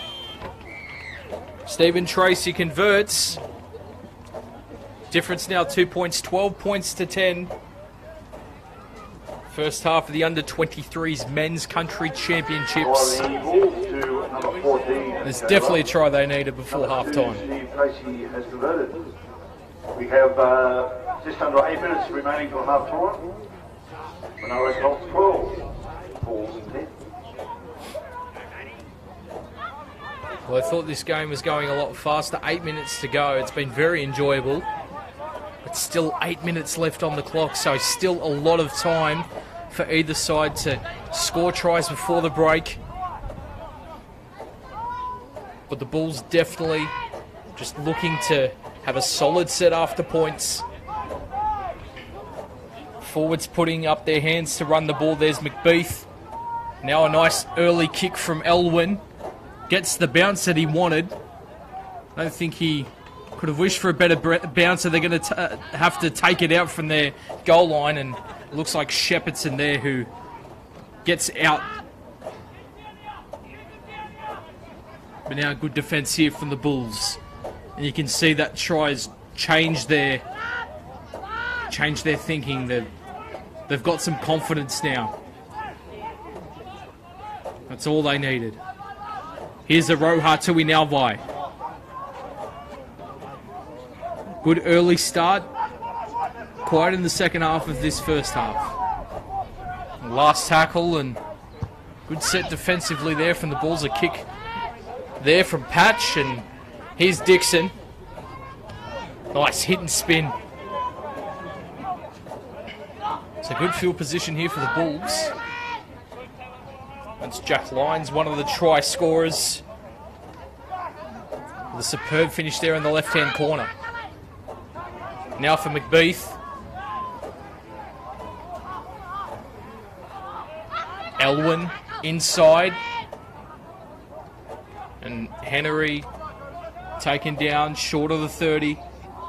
Elwyn running the football now. He's done a lot of passing, trying to take the line on. But they've read it well there, the Colts. A dummy, and now a short kick, and perhaps a knock on there from Shepherdson. And yes, it's going to be 6 to go, and ball here for the Riverina Bulls. Elwyn. McBeath. Showing it and trying to fend off a defender there. It looked like Zach Patch. Brought to ground. Gorman. Showed. Didn't want to run around the back of one of his players. Not held up. He's just short of the goal line. Slow play the ball. Out it comes for Elwyn. Crossfield kick. And I thought he was going to get his hands to the football. In fact, he did, Stephen Tracy.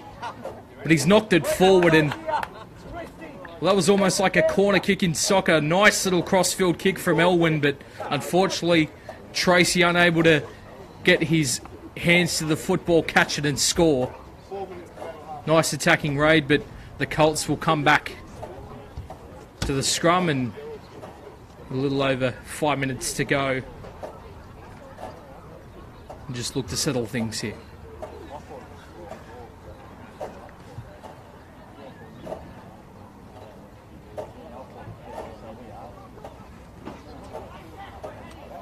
So from the scrum, Aroha Tui Nauvai. Trying to help out his forwards. Probably big enough to play in the forwards himself in a massive unit. And, well, lost football. Gifting the Bulls another opportunity. Are they going to take it with both hands? Here's the 15, Hay. James Hay, that is. Lum through the hands there from Gorman away to Ansell. Lum again. Gorman. Now for the 15, Hay. Left-hand side, they change it up. Here's Elwyn. They've got the numbers out here to the left. A nice step and a fend here from Mitchell Bennett. But not strong enough to get over the line. Defensive numbers winning there from the Colts. Here's Elwyn again. They know the danger that man is. Good defence there. The 21 is on in Luke Ingram, and Patch playing out the first half. Oh, and the pass was out in front, but possibly a bit lower than he would have imagined Gorman. It was the last tackle, so it'll be a changeover here for the Colts. And well, earlier in the first half, it was the Bulls breathing a sigh of relief. But over the last couple of minutes, it looks like the Colts breathing a sigh of relief from the mistakes made from the Bulls. In prime position in their attack is Ingram coming off the bench.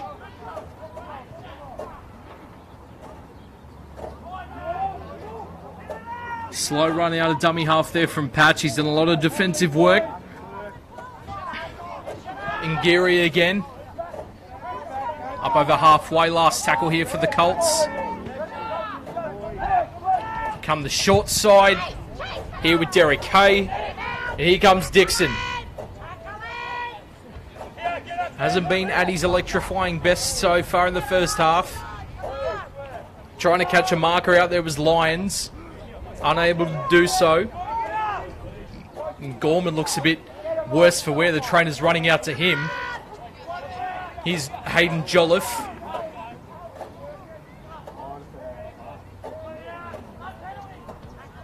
Who's going to put their hands up to change this game? Good hit initially there from Ingram. Able to bring the 11 to ground in Barbie. Here's the last. Here comes Elwin, and in fact, that wasn't the last, that was the fourth tackle. You know, Roha Tuinalvai wanted to put pressure on his opposite centre. Nice high kick there from Elwin, taken by Ryan McQueen.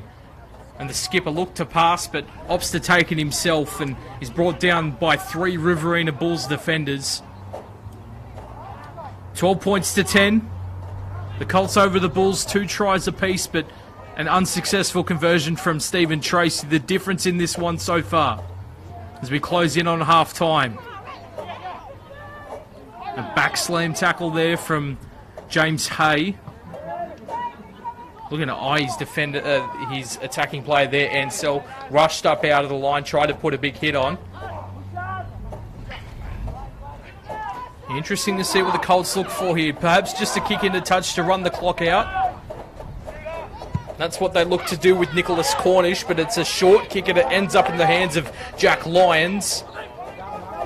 He slips over, and Ingram in the tackle there alongside the halfback Hay.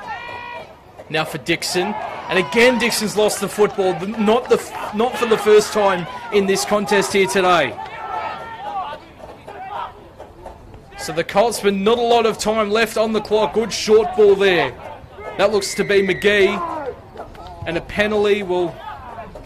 I think you might be looking for the 2 possibly here. And a penalty again for kicking the ball away, so 2 quick penalties there. I think you might be looking for the 2 points. The fingers going up from the halfback, and that's exactly what's going to happen. So Derek Hay to take his 3rd shot. And here's the siren go, so that is the half-time siren, and Derek Hay will attempt to extend this lead to 4 points. It's been a very back and forth contest. At times the Colts and the Bulls respectively have had a lot of possession down in the attacking half. But at the end of the day, it's been the goal kicking so far of Derek Hay that's been the difference.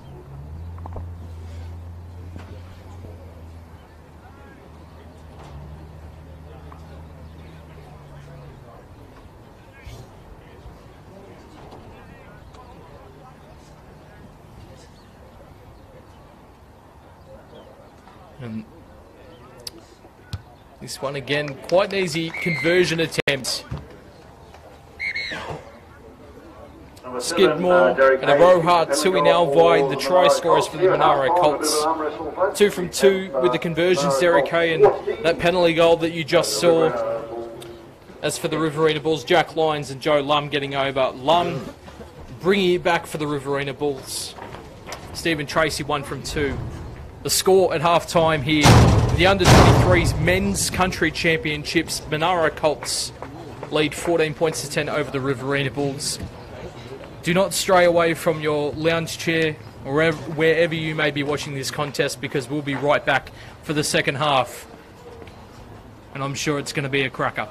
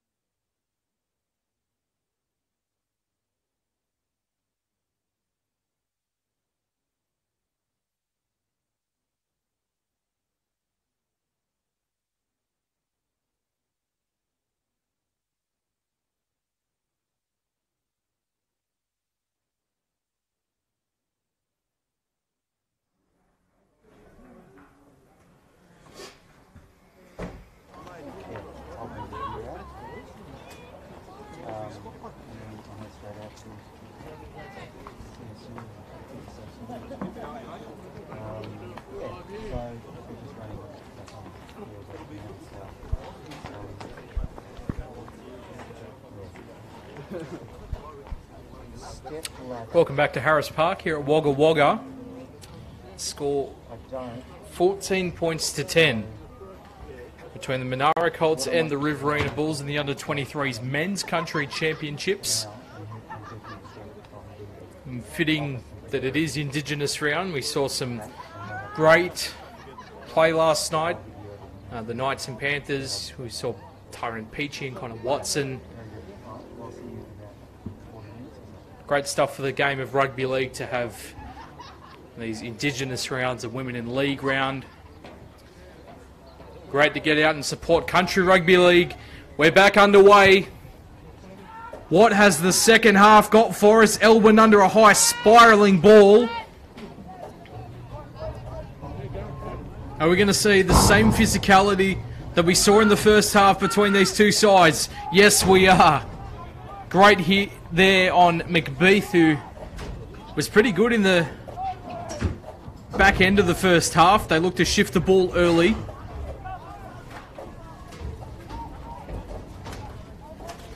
I think it's pretty simple.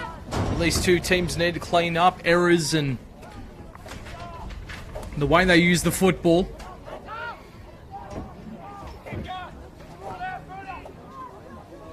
Defense has been pretty sound from both these two teams. On the last, Gorman. Right foot kick down the ground, taken there pretty well by the fullback and captain McQueen. Hands it off to his winger.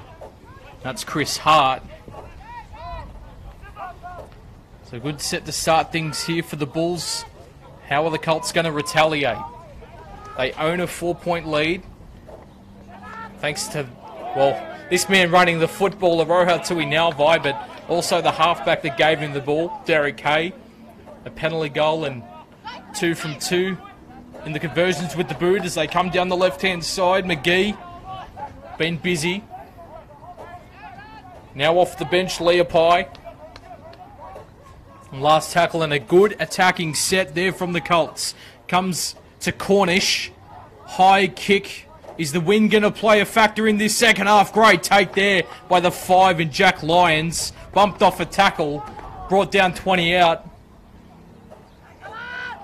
But the wind, it's been swirling from time to time. It hasn't really played a factor into this match. It may do, but it was nonetheless, it was a great take there from Jack Lyons.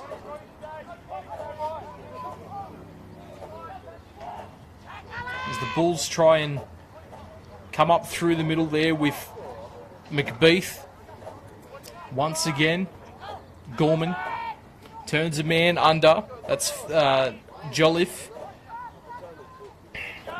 Local boy from the Kangaroos here in Wagga. Gorman, last tackle, almost like a chip and chase, but a bit longer than he would have liked. But taken there well by the fullback McQueen. Stopped there 30 metres out from his own line.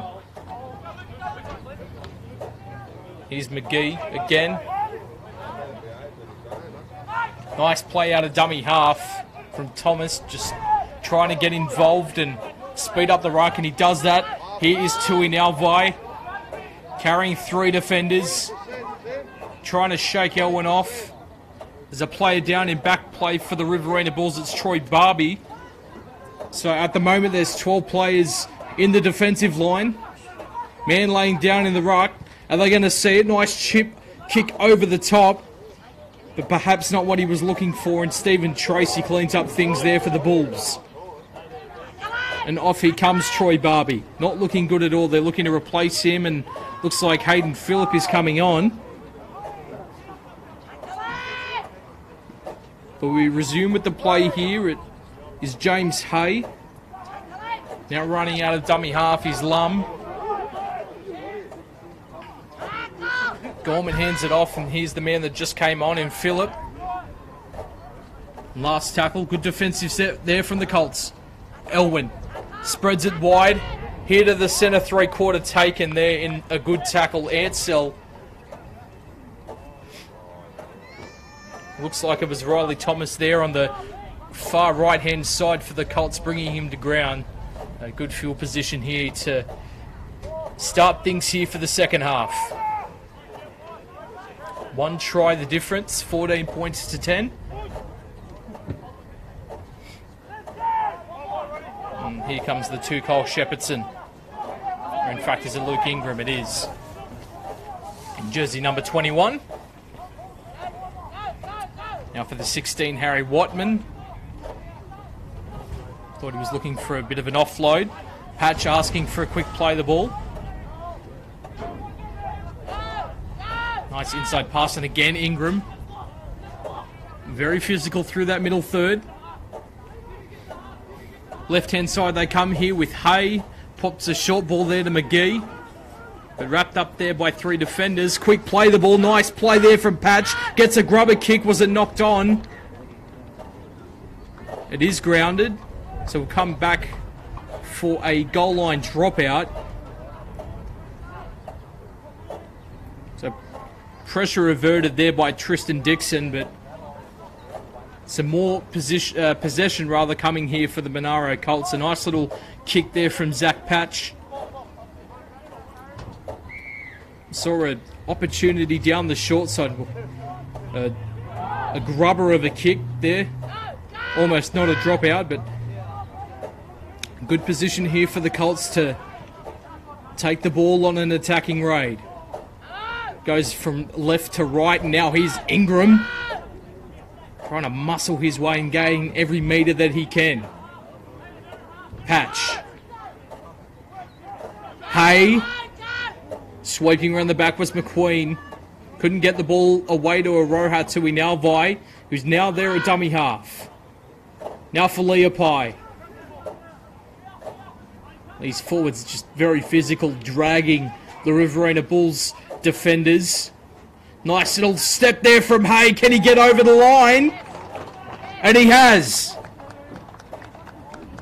He's been great with the boots so far. The halfback out of the Queen Bee and Kangaroos, but Derek Hay, he puts his feet to work again, but this time to score a try. And extends the lead out to 18 points to 10.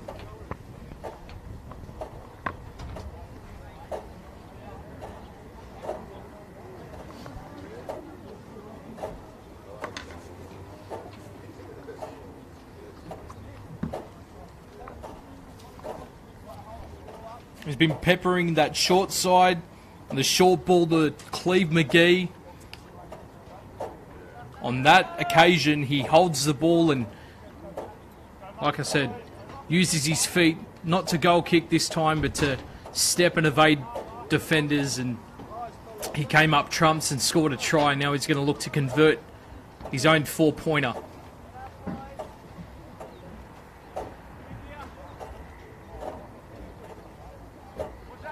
And this one, although it looks easy, we've seen teams before have difficulty. It's not far out from the left-hand upright. So the wind could play a factor, or you don't practice a lot of goals from this position on the field.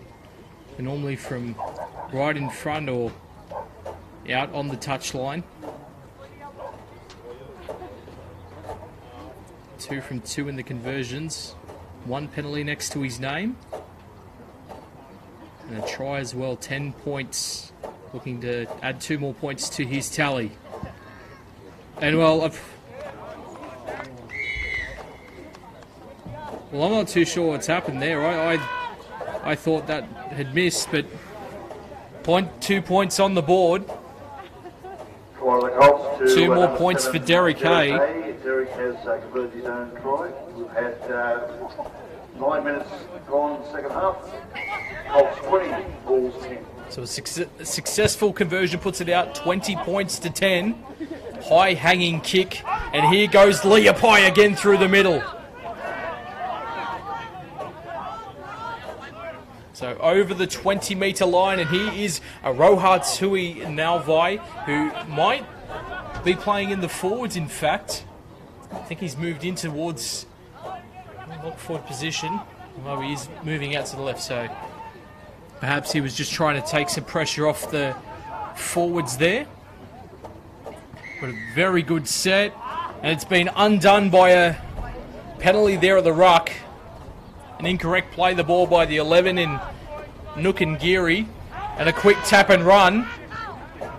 And a good physical hit there by the 16 McBeath. But an opportunity here for the Bulls to hit back. Here's Masters. Now for the lock forward. Phillip. It's a place to stand up here. Gorman. And here's Dixon in and around the football. Elwyn. They use the hands and good physicality again. They're going to say it's off Aroha Tui now, Vi.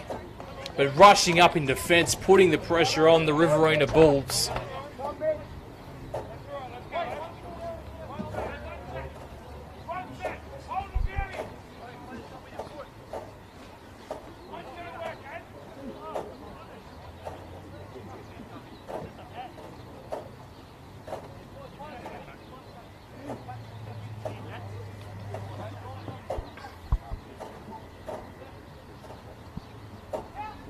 No, not a knock-on called, so the Colts will have the ball.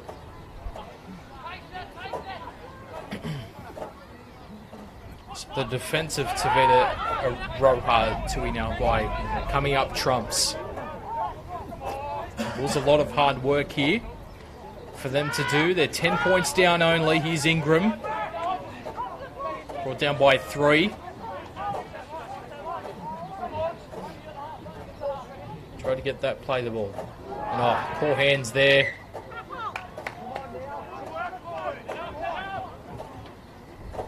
Knock on from the Colts, so the Bulls will get the football back, 40 out from their own line.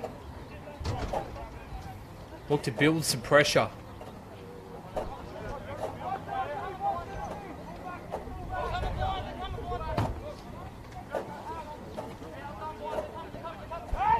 Elwyn feeding the scrum out towards Gorman, and now for Lions. Be looking for him to possibly score another try. Here's Masters. Defence holding from the Colts so far in this second half. Flat pass to Slater, who's back on the field. Now for Elwyn, juggles, misses a defender. Nice footwork to get around the dummy half, but unfortunately losing the football. And again, another physical hit. I think on that occasion it was Ron Leopai. And just some errors creeping into the game again from the Bulls.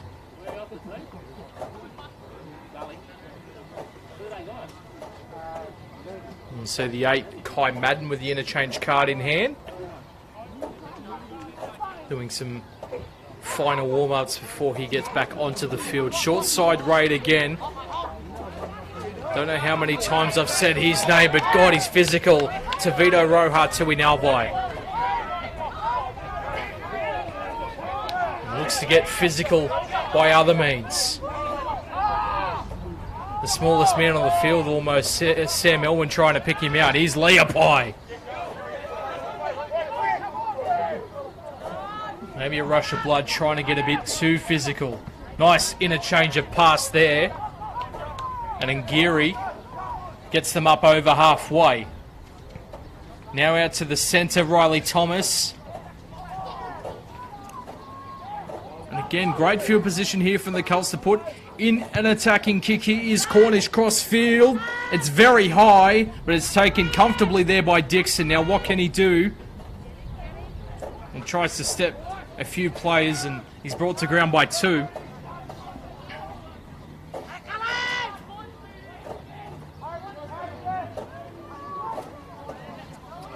Shout out to the players as the sun starting to slowly set. And a penalty there. It's holding on too long, the Bulls. And it's a well-needed penalty because they need to get back into this game. It's only a 10-point deficit. As Gorman tries to find the line, doesn't get a lot of distance on that. Probably 3 or 4 metres. Might have been better off just going with the tap restart. Not tapping it on the mark. And there was Mitchell Bennett. In fact, it was 14, Joe Lum. Nevertheless, the Bulls working in 40 metres out from their own line. They're going to change something about their attack. The Colts defence has been very good. A good hit there again on Jolliffe. Not too sure if Barbie will be coming back. He's sitting there on the interchange bench. Here's Elwyn, long cut-out pass out for Bennett.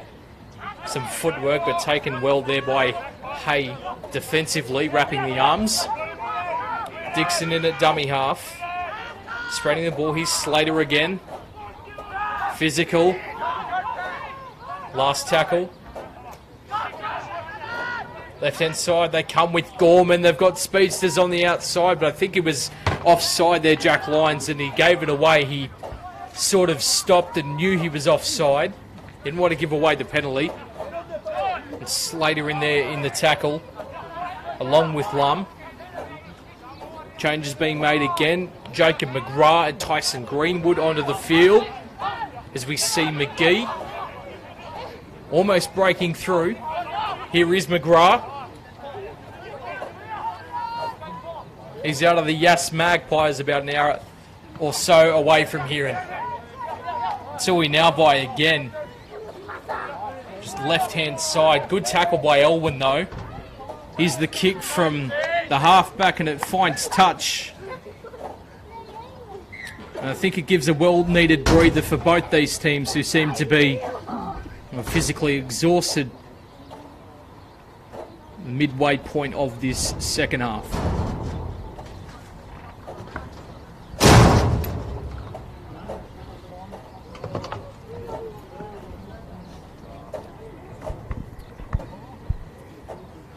Just while they pack the scrum, I'd like to again plug our sponsors, SLE Worldwide Australia. They're the major sponsor of this competition. Bar TV Sports, allowing you to watch this game live stream through Bar TV Sports on Facebook Live. And Victor Sports, another one of our sponsors. The Riverina Bulls trailing 20 points to 10. And at this point, it's a bit of a stalemate. Who's going to break deadlock for this second half? We had a try earlier in the second half to the Colts, but things, well, lost my words there for a second, but a knock on and a few words said there between the two players. But a scrum going the way of the Colts, and another opportunity gone begging there from the Bulls, just to put on any sort of pressure. They're going to need to do something. They trail by 10 points. 2 converted tries gives them the victory today. They're going to have to hold out the Colts for the remainder of this second half if they are to do so. So Cornish with the scrum win. They come away to McGee. Hay wasn't the man that fed the scrum. And we've seen Greenwood, it looks like, who will be in the hooking role, taking over Zach Patch. He's Leopai. Been very good since coming up off the bench. Small, nuggety character with a lot of heart. Short side they come. Hay again. And a good hit by the 13, Phillip. McGee opted to go short, dummied, held the ball, and he's brought down 10 metres out from the line. What are they going to do here on the last? Greenwood, Hay, Cornish, start a step. Grubber kicks into the in goal, but it's going to be too big. And thankfully for Dixon, there was a few players there in Thomas and Hart who were streaming down looking to put pressure on him. An attack restart here from Dixon. And see some more movement here on the interchange bench with, looks like the 16 in Luke McBeath. In fact, no, it's the 15 James Hay to come back onto the field. The Bulls make their way over halfway. Late in the tackle count.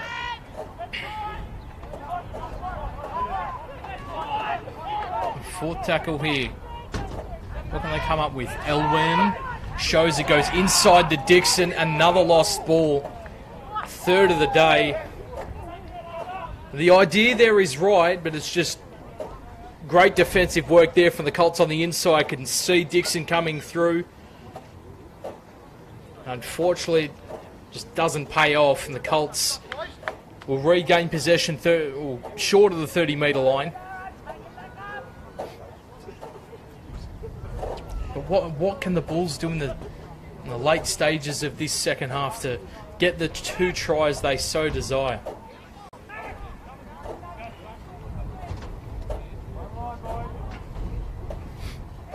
The goal kicking of Hay been very important. Oh, came out of the line there. It was the centre Ansel. Here goes Ngiri. Well-deserved rest there for Leapai. And Skidmore goes back on. He scored the first try for Monaro. Maybe he can score their last try. And here he goes again. Can he get an offload away? Big Tavita, he can. Through the hands, they've got the overlap. But good defensive work there. In fact, it's caught high by the referee. And Skidmore, I don't think he intended to come onto the field and get head high, but a penalty nonetheless, and the Colts go marching into the Riverina Bulls half once again. Perhaps another try could almost put this game to bed. Here is Skidmore to within 10 of the line. Plenty of tackles up their sleeve. Shows goes one way, does a 360, almost to the line. There was Greenwood out of dummy half. Looked very promising, now trying to barge his way over. And he's been held up. Short of the line there, Big Tavita. Long pass out for Hay. Now for Cornish. They're coming out the back again. Comes to McQueen. And he's been wrapped up. That raid stopped. It was Masters in the tackle. Now for McGrath. Gets the pass off. He's gone down, McGrath. It's the last tackle. Not looking good at all. The play switched. What are they going to do? Crossfield kick. Who's up underneath it? Great take there, and I believe it was the 5 again. It's going to be a penalty anyway. In fact, I think it was Stephen Tracy up underneath it. But Andrew McGrath, he hasn't really moved at all. Let's hope he's okay. Jersey number 24 out of Yass Magpies. It looks like he's just going to come off for a concussion protocol here.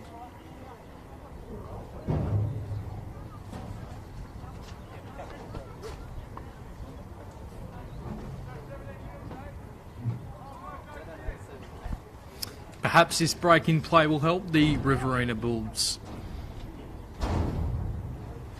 The pendulum definitely in favour of the Colts.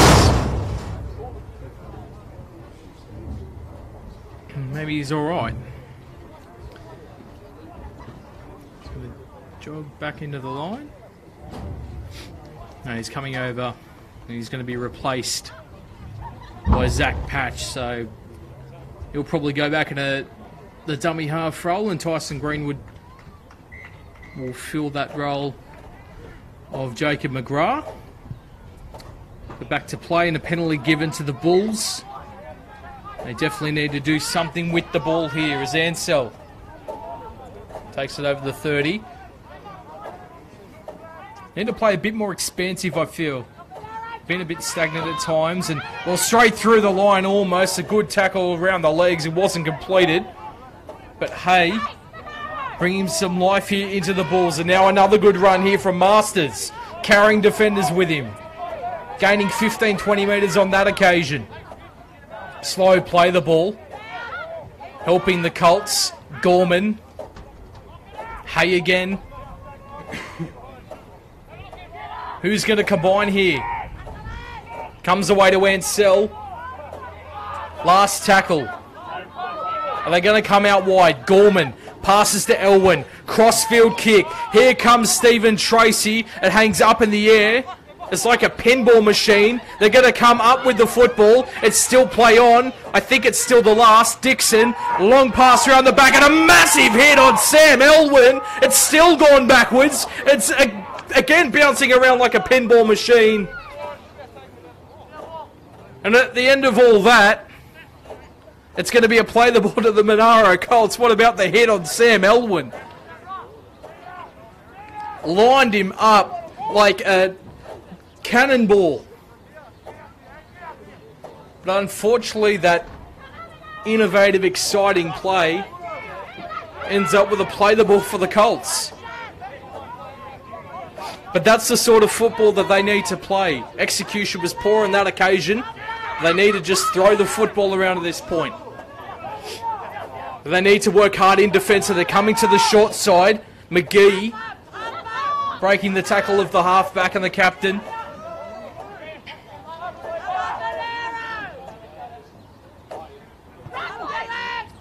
So now for Skidmore again. We're solid to start, and well, he's going to be solid to finish. Cornish now for Greenwood, trips and stumbles, but he still makes it to the 30. Last tackle, Patch now for Hay, kicks it, taken there by Tracy. A long pass. It was not needed at all. And Dixon knocks the ball on once again, and well, the Colts handed an opportunity to put this game to bed.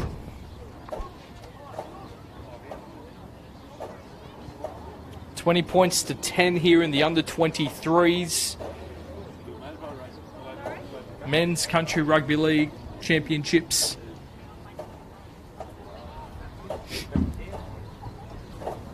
We saw a great game earlier today, 40 points. Well, it was an exciting game, very attack-driven, 40 points to 8. The GSR Tigers over the Monaro Colts. The ladies from the Colts, they gave their best efforts. The GSR just being, they were too good for them on the day. And a great attacking display of Rugby League and Ladies League tag. But we're here with our main event. And the Colts playing the football.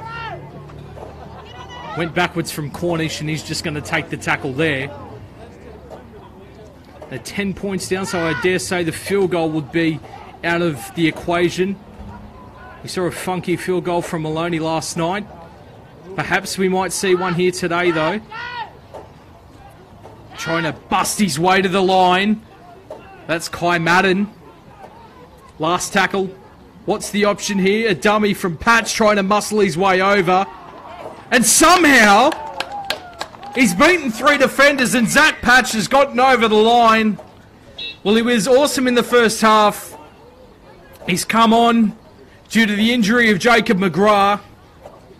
And Zach Patch out of the Queen Bee and Blues gets the try, and I dare say 24 points to 10. It's a hurdle too far to jump at this point for the Riverina Bulls.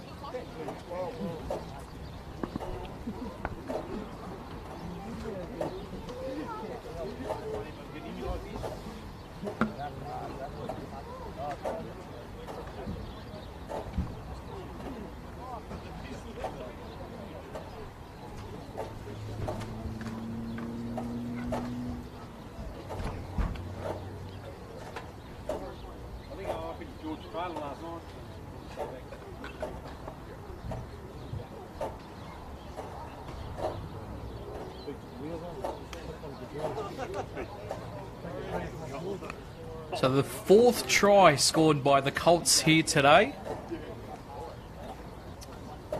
making up for the loss in the Ladies League tag. Coming up here, and it's been a very good contest, but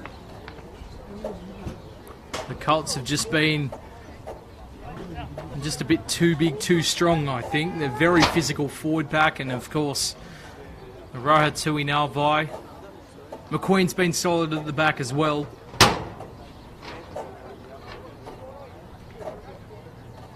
But Derek Hay, pretty similar position to his last conversion. Let's see if you can slot this one over. And no problem at all for that one. A perfect day with the boot. The Colts to 26 points to number 10, so a nine, 16-point lead successful by number 7, Derek Hay. over the Riverina We Bulls. have 11 minutes remaining into full time with the Well, Colts now 11 26. minutes remaining again. Like I said, these games feel a lot shorter than they are. But still somehow we've got 11 minutes remaining. So still a fair bit of time here for the Bulls. 3 tries in 11 minutes, definitely possible. But you feel like they need to get the ball very quickly and go on an attacking raid. As we see Greenwood back to that lock forward position and cart the ball up. Here's Leopai on for his second stint.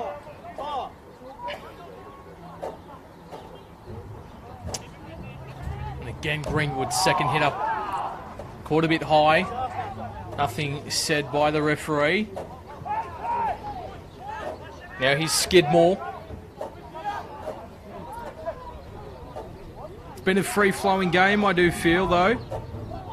It's allowed for some good attacking rugby league. Here is the kick for Hay. It's gone backwards dead. Who's it off? Out to the 20 touch there by Cole Shepherdson is the ruling. So maybe this is what the Bulls need. With 10 to go, the 3 tries converted that they need. It's going to have to start now. It's going to have to start with James Hay from Wagga Brothers. 0 tackle called there as sun disappears behind a cloud and the temperature drops by about, well, it feels like 15 degrees up here in the commentary box. Here's Masters. Solid off the bench and a nice solid offload there.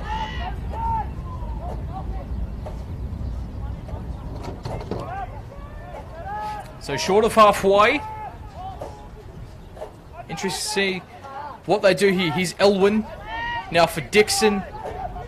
I feel hasn't played to his potential here today. It's been a lot of pressure on him, and well, he's gonna be penalised for a bit of back chat. It's been a tough day at the office from Tristan Dixon.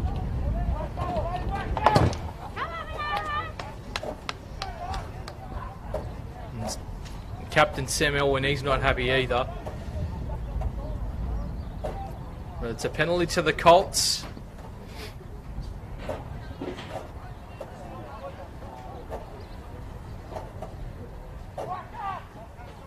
So the kick for touch from Derek Hay.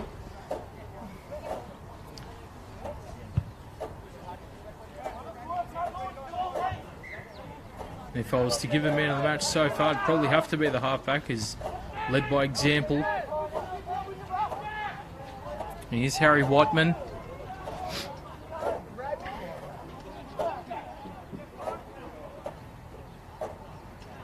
Player on the deck. Hopefully he's okay.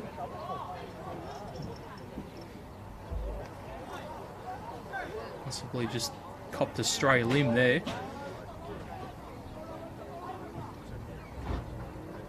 Well, let's hope he's alright.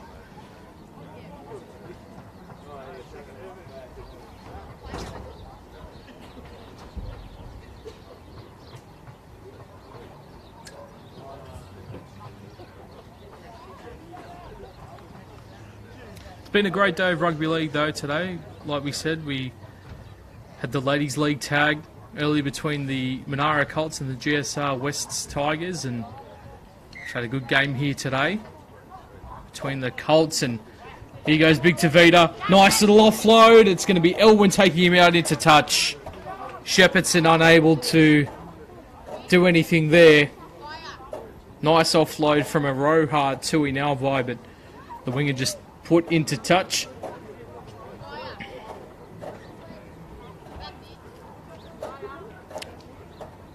And let's see if the Bulls can, well, 3 converted tries is a very, very steep hill.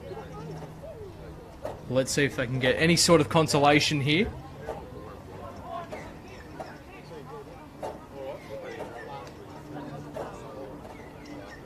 Perhaps a long kick.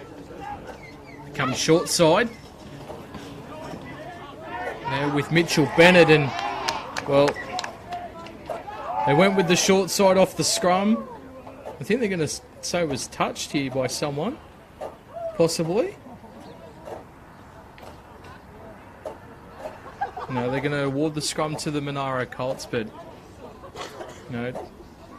The idea was dead before it really came to fruition. Mitchell Bennett got it on the short side, and when you got 2 or 3 defenders pick you up about 5 metres out from touch, there's only one thing that's going to happen there, and that's you over the touch line. Well, the Colts forgetting to how to pack a scrum, or who wants to be in the scrum. I don't think it matters at this point, but it's stacked right hand side, and a big Tavita out on the short side, but here's Leopai who gets that ball, beats one tackle of Gorman, another tackle, and I think he's over. A well-earned try for a hard-working interchange forward, Ron Leopai from the Woden Rams, and I think you can close the case on this one. The Colts just too good for the Riverina Bulls as they go further in front.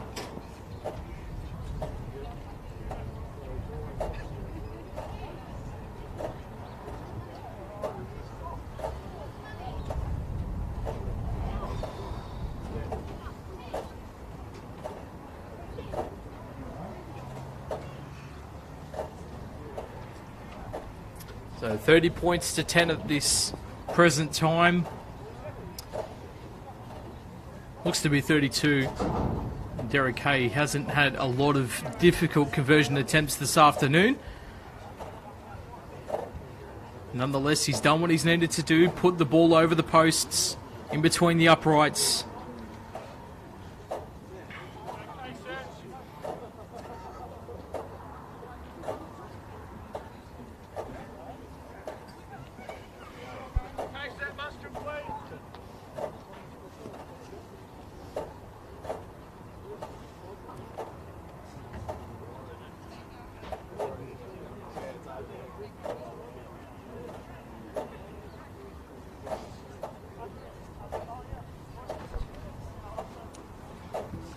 I'm hoping the weather is much more pleasant than it was yesterday on the drive home, the long 5-hour drive. It's been pretty good weather here today for these contests here at Harris Park. Straight between the sticks, 100% for the day for Derek Hay out of Queanbeyan. 32 points to 10. Number 15, Ron Lepoy has gone in for the Monaro Colts. Derek Hay has converted. We have a bit over 3 minutes remaining for full time. The Colts 32.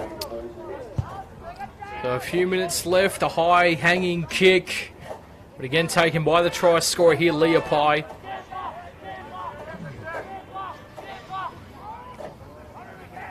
No doubt the Colts can smell the blood in the water and they'll look for another try here before full time. That looks like the full Riley Thomas. Everyone trying to get in amongst the action. Let's not discount the hard work of Zach Patch. Very good in the first half, a well-earned try and a good run there. And a quick play the ball as well. Looked like a loose carry or a knock on. Offload looking here for McGee. But he's brought down 25 metres out. Patch, Hay, Grubber, touchline. And we're going to have a scrum about 10 to 15 metres out from the Riverina Bulls line. Tough day out here for them. I think just a lack of possession, poor discipline. Well, yeah, just the weight of possession has been hard on them. You know, they've had to do a lot of tackling, especially in that middle third. I think the physicality of the Colts is just a bit too much for them. They've been fatigued. What can they show us here in the dying stages of this one? The win guaranteed for Monaro, but a late consolation try could be on the way here for the Riverina Bulls. Through the hands, here's Masters. Been pretty good off the bench. Working hard. Gorman. Now for Slater.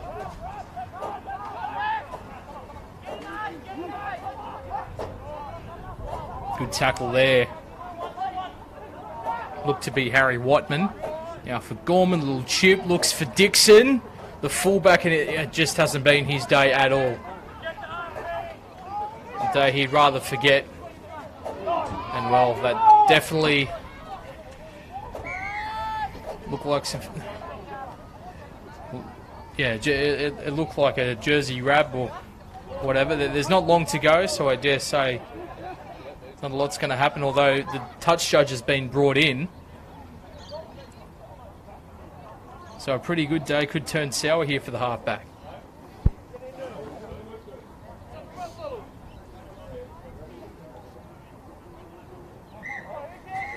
And the penalty is given against the Monaro Colts.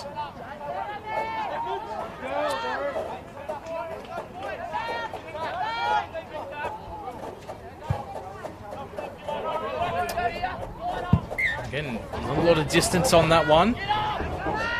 As the wind starts to pick up late in this one, probably better than it did later. Here's Elwyn. Out for Gorman. Crossfield kick for the speedster Jack Lyons, but it's taken well there from Chris Hart. Averts all danger and now tries to turn it into an attacking raid himself. Flicks it up. It's been called play on. And it's going to be the 11. Nuke and Geary. In fact, no, it's the 12. Sorry, Cleve McGee. It is Cleve McGee. But it doesn't change what has been the situation for today. Monaro Colts play gets the ball. They get over the stripe. Another 4 points for the Colts.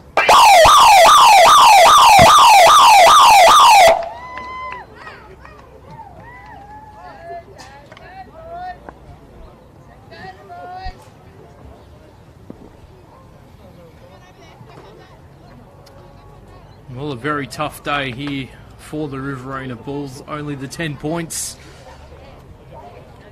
Back end of some late scoring from the Colts. Go through the try scorers. Tavita Aroha, Tui Nalvai, Derek Hay, who scored a try, a penalty. And he's looking to make it 6 from 6 today as well. Zach Patch, Luke Skidmore, Cleve McGee scoring on the siren. And Ron Leopai off the bench getting a try himself as well. Lions and Lum for the Riverina Bulls. They scored the try from Lum just before the break. Had the score at 12 points to 10, but it's been a dominating performance here from the Colts in the second half.